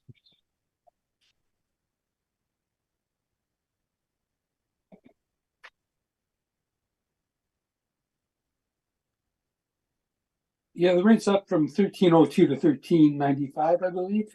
Yeah, for ours, and then just the reported book rent is 1076. That changed on that because this mailer is for 20. It is the 2020 income and expense mailer, and then again, no change for impact with COVID. So, if there's any questions on this one, please let me know. Thank you. Thank you, Mr. Smith. Any questions? I have no questions. Thank you, Mr. Moresi. Do you have any questions?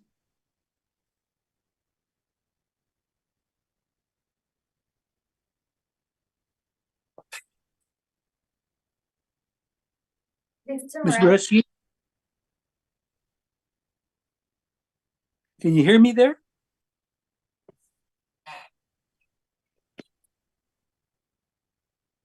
Sorry about that. Didn't unmute.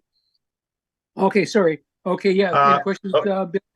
Yeah. So you were at cap rate of 7.15% 2018 for 2018, correct? Or for the 2022 assessment? I'll believe you. I don't have it open still. Okay. That's what I have here anyways. And now you're down to 6.65%. Why is that? Why did you go down what is it there? 0.5? Yeah, 0.5%. Again, the model, it's all model generated cap rate. If I don't know why exactly what changed between the reference date, but when analysis is done, again, for this type of property, that's what happened to the cap rate. I don't have a direct answer for you. Would you not consider that odd though, that the cap rate would change that much? No, over a 3 year it changes. I don't know. I've done a few cycles, but the cap rates have changed every one. I don't know exactly why this one changed 0.5. Okay, no further questions. Any questions, Ms. Duncan? Yeah, did you include the addition in this square footage? It doesn't look like you did. What was the, sorry, I'd have to open my last one here if the square footage hasn't changed. 41,902, is that different than the 2022 or the 2023? Well, there was a 7,050 square foot addition in 2021, I thought. In 2022, I would just have to open my 2022 to make sure it's the same. One moment. Well, 2022 would be the same because it would have been based on prior to the addition in 2021. 2022 was after the addition was added. So the 2022 has that square footage as well. Yeah. So the 2022, 2023, 2024 all have the addition as part of it.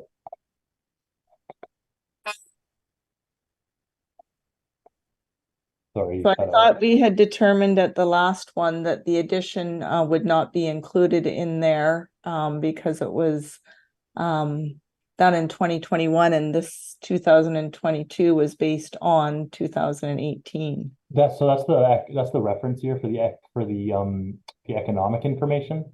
The physical condition of the building in 2022 has the physical Addition. condition is a more recent date. It's actually at the end of Okay. the reference period. So we have the physical condition as being added, but using the market data as of April 1st, 2018, if that makes sense.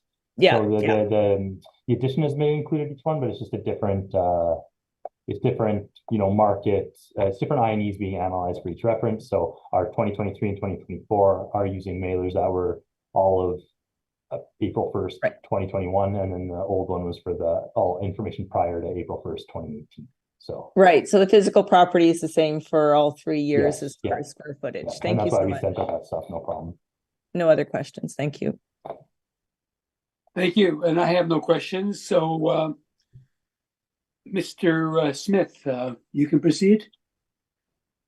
Yes, thank you, Mr. Chair. So we've bumped forward in time to 2023 assessment year. If I may suggest, I know we have 2023 and 2024 under appeal. They're the same cycle, the same information. I've included them in my brief as one and the same with the same file number. We can kind of cover off both years in one. That would be great. Well, since they're both on the same assessment, I believe that any decision we make on one would refer to the other, so that's fine. Perfect. Great. So 2400 McPhillips, same property we just dealt with. As stated, the reason for the supplemental was the supplementals 2022 and 2023, 24. It is the addition of the Cadillac showroom, which was the 7,050 square feet. So it is indeed in company included in both the 2022 assessment as well as the 2023, 2024, that particular area. So just jumping forward here, a bit of background on page 3. We've already covered the majority of this. I will point out the reductions at the Board of Revision appeal level for 2020, reducing the property from 5,901,000 4,357,000. The original 2023 assessment appeal prior to the supplementals coming out, being reduced from 6,711,000 at the Board of Revision to 5,165,000. So that's the same property in the same cycle, with a little bit of additional space. And the decision as shown on my A7 is there for you to see. It's based on the applicant's NOI and a cap rate of 7.25%. So we now have an increase of 60% from that original 2023 reduction. Obviously, we have additional area, so that will drive the value up, but not by 60%. Same information is there for you. I'm not going to run through any of our detail here, just to point out that we are 3 years forward in time as of the valuation date at April 1, 2021. So if you look at my page 27, you can see that we have increased our rental rate to a rate of $12.50 a square foot to be representative market rate as of the valuation date. And we can jump forward to the summary of the valuation on page number 34. So again, we've got our valuation of the property side by side with the city of Winnipeg's assessment valuation model. We've applied $12.50 per square foot versus $13.95, 5% vacancy versus 2% for the reasons stated already, 7% versus 3%, and the cap rate of 7.5%, which was the cap rate we had all along. As stated, the decision was at 7.25% based on the identical information on both sides from both the city and ourselves with no changes. So our final valuation, based on the same parameters with the increased area, is $6,002,000. The addendum materials are there for you to review. And I am open for questions. Thank you. Mr. Spacek, any questions? I have no questions. Thank you, Mr. Chair. Thank you. Ms. Duncan, any questions? No questions, thank you. Mr. Moretzky, any questions? No questions, thank you. And I have no questions. Okay, so I'm assuming then that number 5 and number 6 have just been heard together. Is everybody satisfied with that? Absolutely. I am. Okay, so we'll then go on then to agenda item number 7.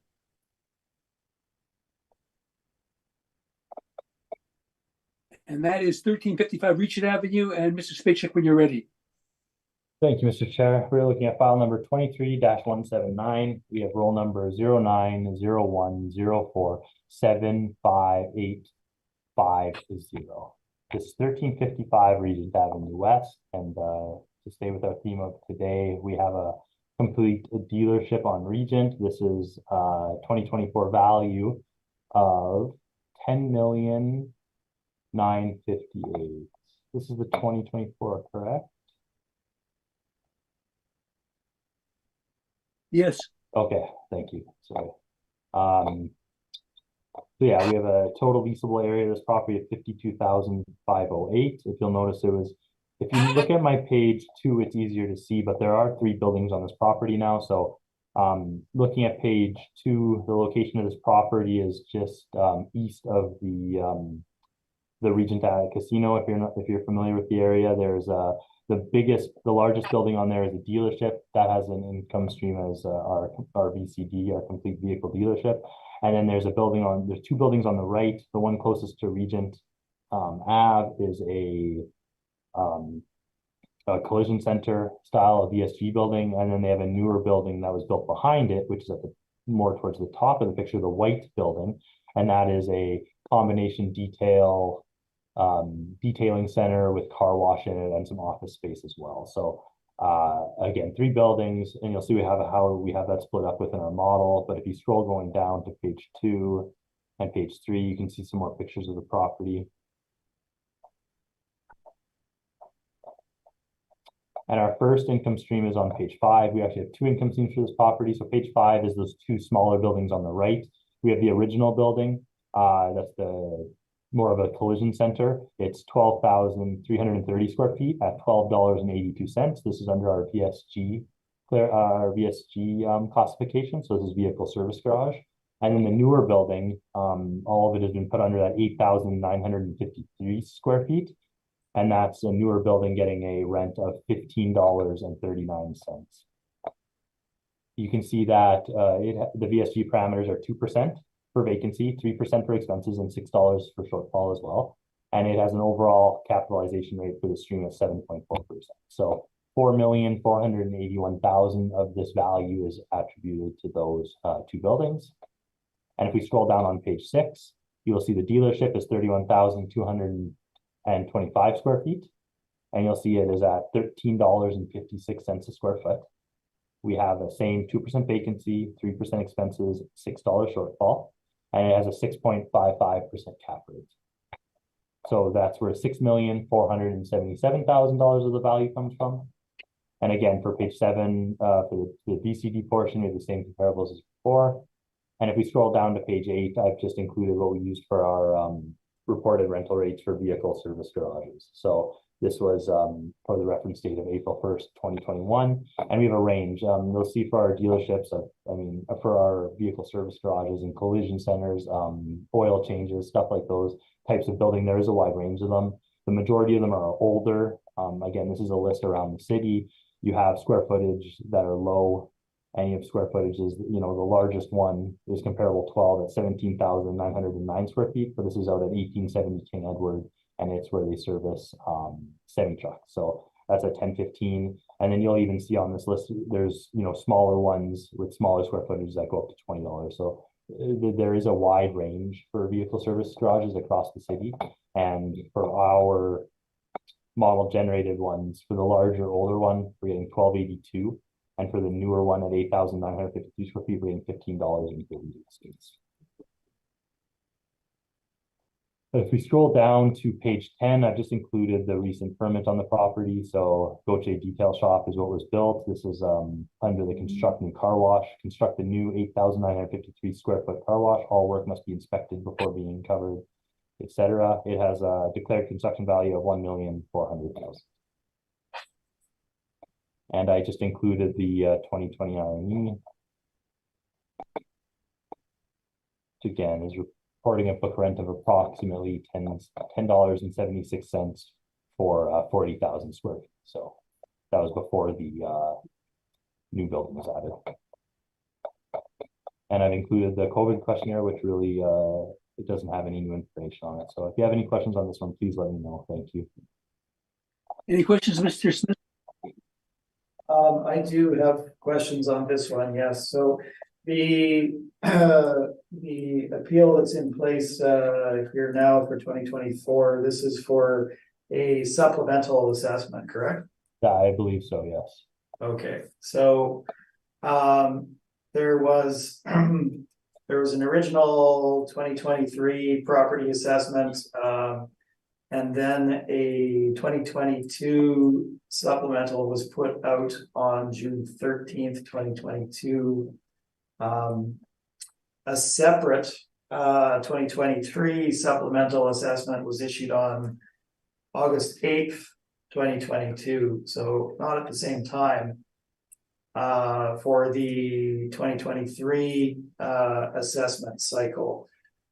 And so not sure why they wouldn't go out on the same day. Typically they go out at the same time, but my real question is, so our original 2023 property assessment was $10,812,000. The supplemental assessment was $10,958,000. This is $146,000, which represents a 1.3% increase. To my knowledge, it's not standard practice for the city to issue a supplemental for such a very minor difference in valuation. Is that correct? I think it depends on the situation. Is it common? Probably not, but I think in this case, a whole 8,953 square foot building was added. I don't know if something was cleaned up, but for that size of building to be added, I believe the value, I don't know what it was at before. I'd have to look, but and I'm not I'm not meaning to grill you in particular. I just need to get this information out there. So the original 2023 assessment included the new building, the wash bay. The areas are exactly the same. I have all the detail in my brief. No changes. The building was included in 2023. So the supplemental of $146,000, 1.3% increase. I have no idea what it is. Perhaps they missed a minor component in determining the original value, but it represents 1.3%. So we're not looking at a change of an addition here. Would it be normal for the city to issue a supplemental on such a very small change in overall value, or is this kind of an outlier? Yeah, I'm not sure. It was sent out after. Yeah, I'm not.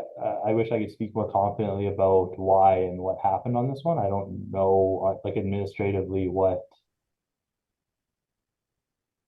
exactly happened with those subs. I don't know. From if my assumption was there was the addition, so if it was for something else, I'm not sure, and it's not super common to send out such a small difference for a sub. I would have to look at the original and the later, but yeah, for background info, as much as I know. All right, I'll cover that in my my presentation. So when I move forward, your page 5, we have the vehicle service garage portion. We have a total overall area of 21,283 square feet. And I run into the same issue in finding proper size ones. The only comp that you have on page 8 of a similar size, as you mentioned, comp 12, 17,909 square feet. It has a lease rate of $10.15 a square foot. Your next closest one that would be in a similar type of situation, not retail, would be 1861 Pembina, 7,800 square feet at $9 a square foot. Would that not suggest that the rates of 1282 and 1539 would be above market? If you look at just those two comparables, the model is higher. I don't think we can just base all of them just on those two. I'm sure there's some regression or some modeling done based on other similar types to just not base it, just not use 10, 15 for every VSG that's larger. I think, but our model is higher than those two comparables. That is true. Okay, so just looking at the VSG comps then, and again, we'll run into perhaps some similar issues with mine. Looking at the size of the properties. So generally we're looking between, and I went through them, 1,400 square feet to 4,000 square feet. That's 9 out of the 15 comps. So that would be considerably smaller than the subject, correct? True. Okay, and in looking at the comps themselves, 721 watts, which is comp number 6, very high rate at 2930. That's a Domo gas station with a service center, right? Correct. It has an auto body on the same lot. Okay, and then looking at comps number 7, 107 Vermilion, as well as, where is it here? Comp number 11, 20 Lakewood, both of those, and they have relatively high rental rates. Both of those comps are on the retail shopping center, power center node, almost on the Southdale Shopping Center site. Is that correct? That is correct. On Fermor. So they would be on the same site as Walmart, Canadian Tire, Co-op Food, Shoppers, MLCC, etc. That is true. Okay, so that would probably drive higher rental rates. Is Then that something on Regent. Like you're is saying, that fair to not say versus a standalone service garage somewhere? sure. Okay. 226 St. Anne's, number 14, 2325 per square foot. That is a small Midas muffler, just over 2,000 square feet, located very high profile intersection, St. Anne's and Fermor. Is that correct? It is St. Anne's and Fermor, correct. Okay. I believe all of the other information is the same. So I have no further questions. Thank you. Thank you. Ms. Duncan, any questions? No questions, thank you. Mr. Moreski, do you have any questions?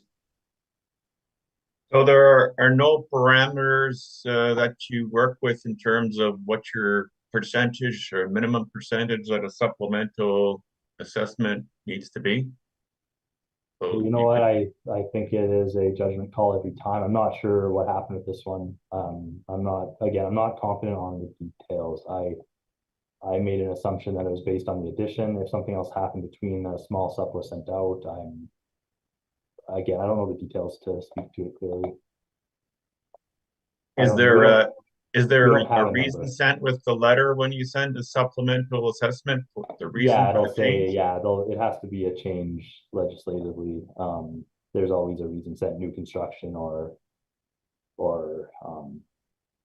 there is a change in square footage or whatever it is, maybe there's a reason set with this house. But there wasn't in this case? There could have been. I made the assumption. I don't have it with me. I don't know what exactly this one says. Okay, no further questions. Thank you, and I have no further questions. Mr. Smith, you can proceed with your evidence.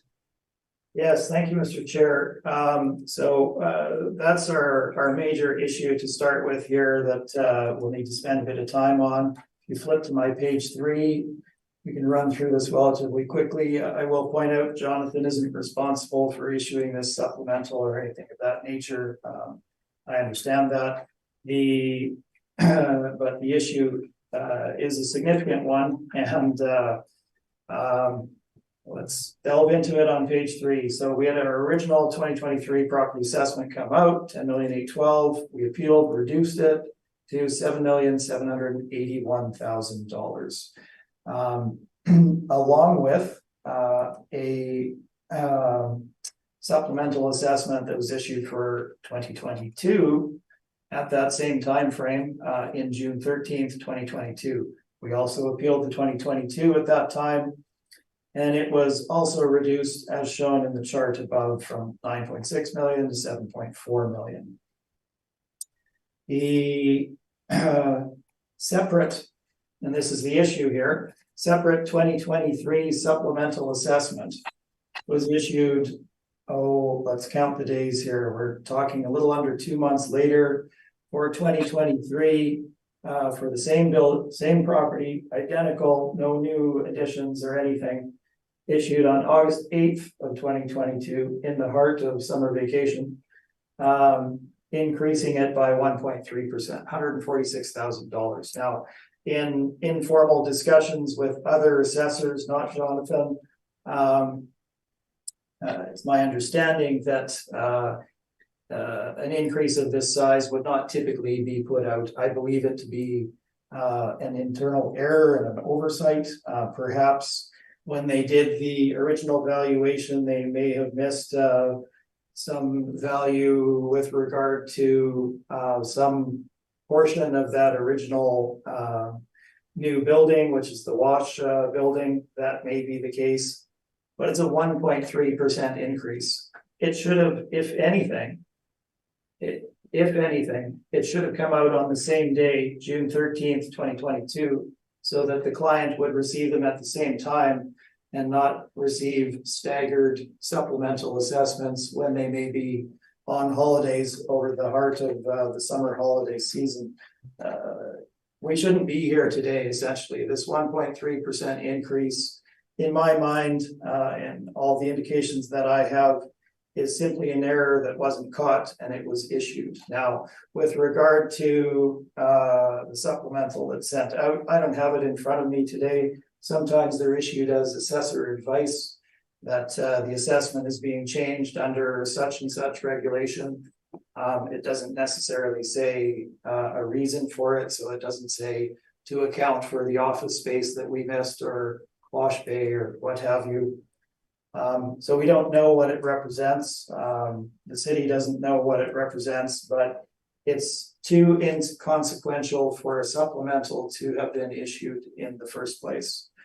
Oh, my mistake. I do have text with regard to the assessment notice. So if we look at my page number 3, the 2023 supplemental assessment and 2024 property assessment notice state the reason for change is new building added.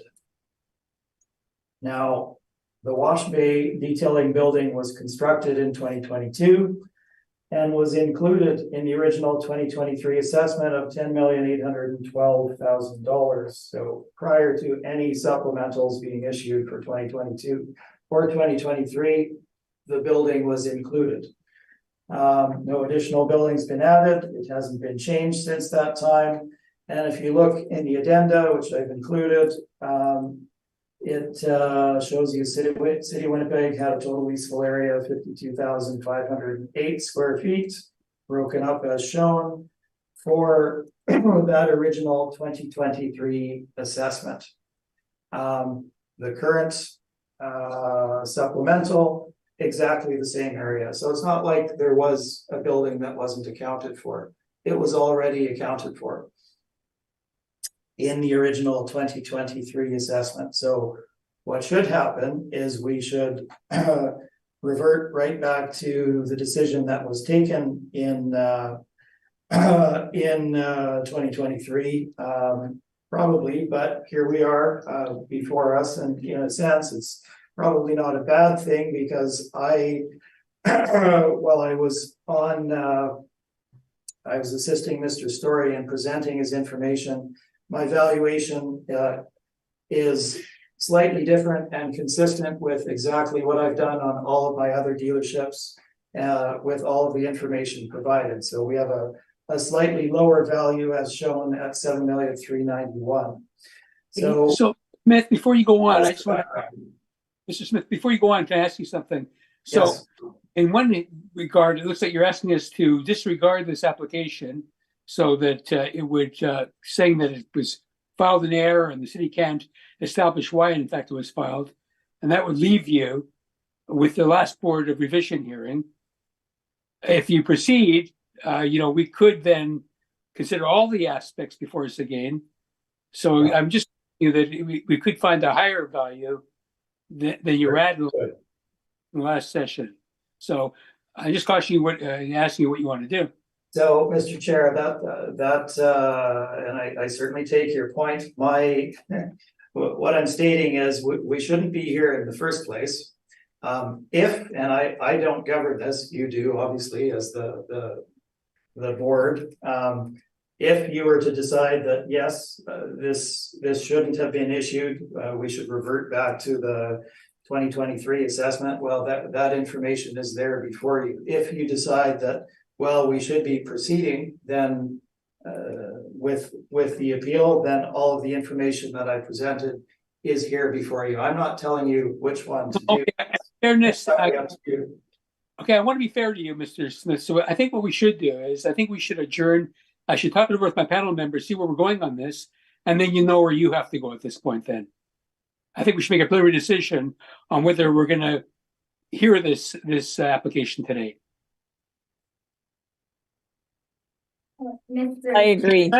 With respect, it would be Mr. Trevor Smith that would decide if he's withdrawing this application or not. Exactly. So are you withdrawing your application or do you want to proceed with your presentation? If I were to withdraw the application, then we'd be sitting at $10,958,000. So No, I think though, Mr. Smith, I think we'll adjourn. We'll make our decision whether we want to hear this or not. And I think it's going to be preliminary. And then once we make our decision, you'll be able to then determine how you want to proceed. Okay. Okay? Certainly. All right. So we'll ask everyone to leave the room. Well, I guess you will leave the room. I will leave the room. You can stand there. Okay, good. Okay, so this is an unusual situation. So I wanted to discuss this with other panel members and determine how to proceed. And I can advise that we've come to the conclusion that we are bound to hear out the applications filed. Both parties have filed material. And so it's before us and we'll have to make a decision. So, Mr. Smith, on that basis, unless the city were to withdraw their application or withdraw this amount, we'd have to proceed. So you go forward. Okay, thank you, Mr. Chair, and thank you for taking the time to think that through. I would like to clarify a few points on that, I guess, just for my own peace of mind here.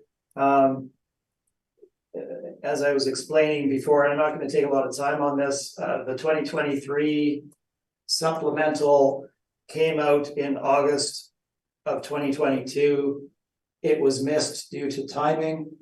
So therefore, the original 2023 reduction from the original assessment from 10,812,000 to 7,781,000 became moot. They lost that reduction because the supplemental came out. It was missed due to timing.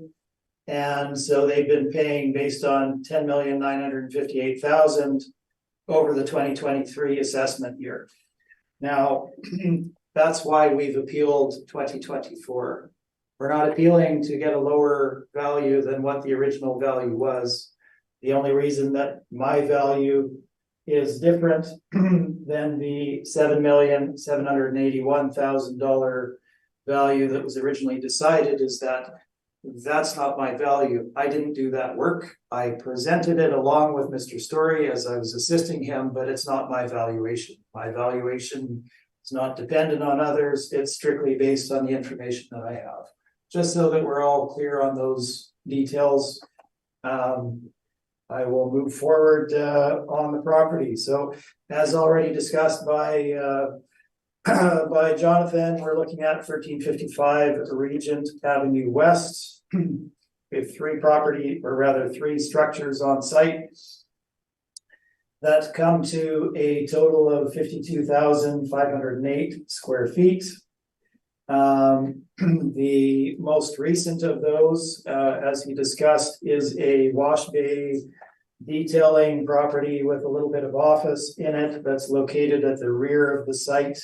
In front of that wash bay building is a collision center with a small office for a auto rental place, but nearly all of that property is a collision center, that being on the southeast corner of the site. If you're looking at my page 15, if you want to see the aerial for the site. And then, of course, the actual dealership itself is on the southwest corner of the site and is the vast majority of the leasable area for the subject property. So that's the layout for it. I'll run through the buildings quickly here. So the original auto dealership building was built in 1984. Separate car service building also being built in 1984, that being the collision building used as a collision center on the southeast corner. And then finally, the auto detailing building being built at the back in 2022, that being 8,983 square feet in size. So let's have a quick look at the property itself. The page 4, we start with the photos. So we have one of the frontage at the top of page 4, one of the exterior profile bottom, some of the parking, one of the service bay entrance, page 5, again, exterior on page 6. Then we get into the main auto dealership and the photos of that. Now, again, the property was built in 1984. Obviously, there will have been updates in terms of finishes since that time. But if you look at this particular property in relation to certainly a new property and many others that are somewhat newer, you can tell by the vintage of finishes that it is is certainly older than that. Not that the finishes are worn out or anything, but it's of its vintage, is what I would say. What also comes along with that is lower ceiling heights in much of the display area. So if you look at page number 7, you can see the lower ceiling height there, page number 6, top of page 7, etc. So that is not how these structures are built anymore. Looking at page 8, waiting area for the service, pretty functional, really. The office area, bottom of page 8. And we're looking at employee area at the top of 9, and we get into the service garage at the back of the main dealership at the bottom of page 9 onto page 10. And the new building begins on page 11, one of the exterior, and then we have interior wash bay being shown at the bottom, as well as some of the detailing areas at the top of page 12, another exterior of that same building, the bottom of page 12. And finally, page 13, 14, we move into the collision center. Again, there's a small rental area and office area at the front of that. As you can see at the top of page 13, the level of the improvements in the offices certainly older, as well as the actual collision center interior at the bottom of page 14. So that's the property we're looking at. The site is shown on page 15. I've identified which building is which, and the location is shown on page 16. Now, I've done quite a number of properties along Regent here. One of them is directly across the road at 1376 Regent.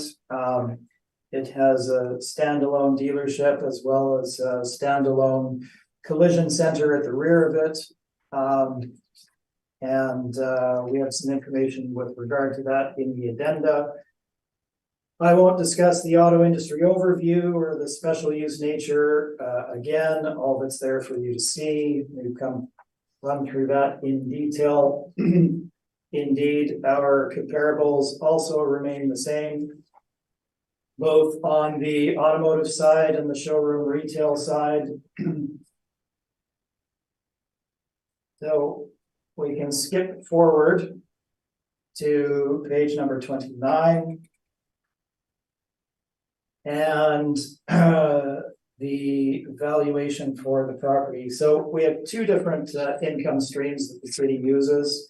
One is for the automotive dealership, and another one is for the vehicle service garage. Now, I think I've made this clear in my presentation. The vehicle service garage rents are typically lower than what we would anticipate a market rent would be for a vehicle dealership. That's borne out by the comps on page number 21. Happy to answer any further questions you might have on those.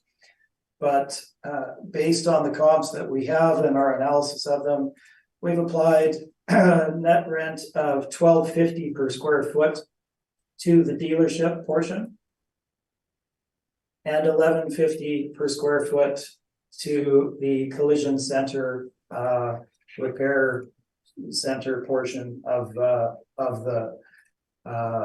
valuation.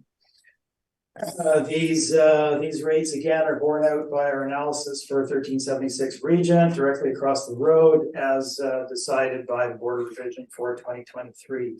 Moving forward, we have no changes in our analysis with regards to the expenses. And they remain the same as all the other ones here today, and our capitalization rate inputs are also the same, in that we have the same comps as shown on page 33 and 34. So again, to stress, we're looking at these comparables are properties that were marketed for sale on the market as investment properties and were acquired as such based on the rental rates in place, etc., and the return that they would generate for an investor at the date of purchase. Now, the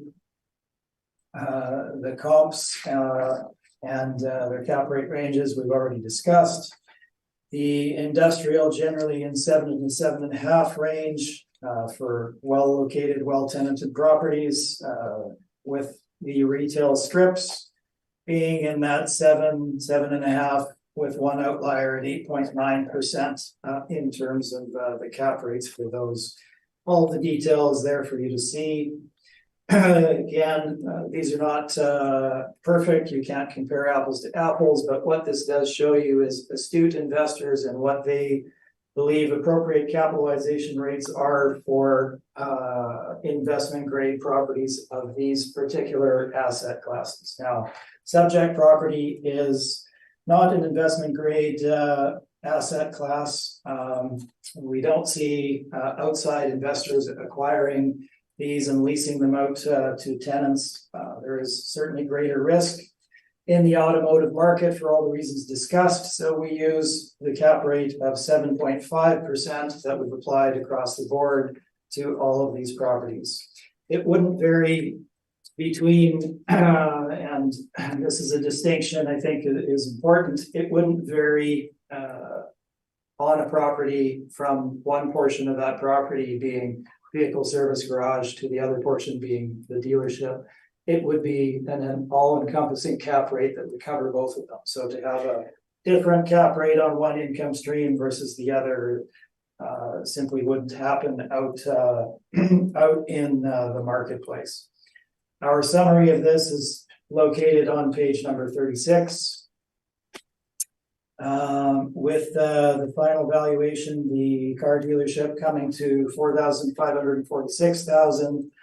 The repair collision center portions coming to $2,845,000 for a total market value of $7,391,000. Now, back to my original point there.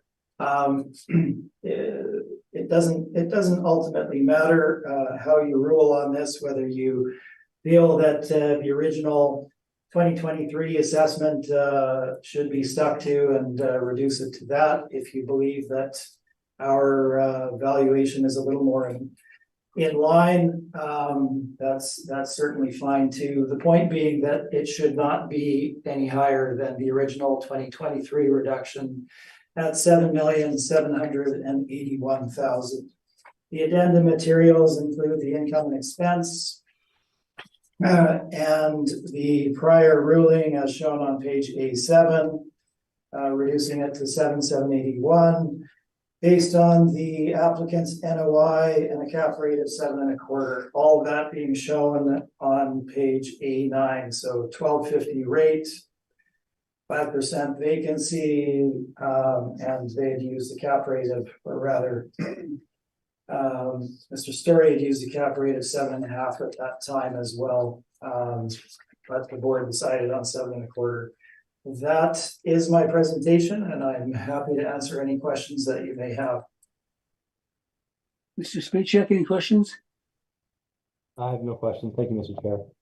Thank you. Mr. Reski, any questions? I have no questions. Ms. Duncan, any questions?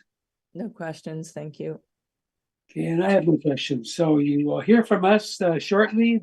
All matters today have now been dealt with. We'll be meeting to determine our decisions, and they'll be out in the mail as soon as possible. Thank you very much for both your participations. Thank you very everyone. much. Have a great day. Appreciate your time, everybody, and your patience. Mhm. Thank you. Stay in your turn. Good seeing you too. Sure, we'll see each other again. Well, there's always a chance.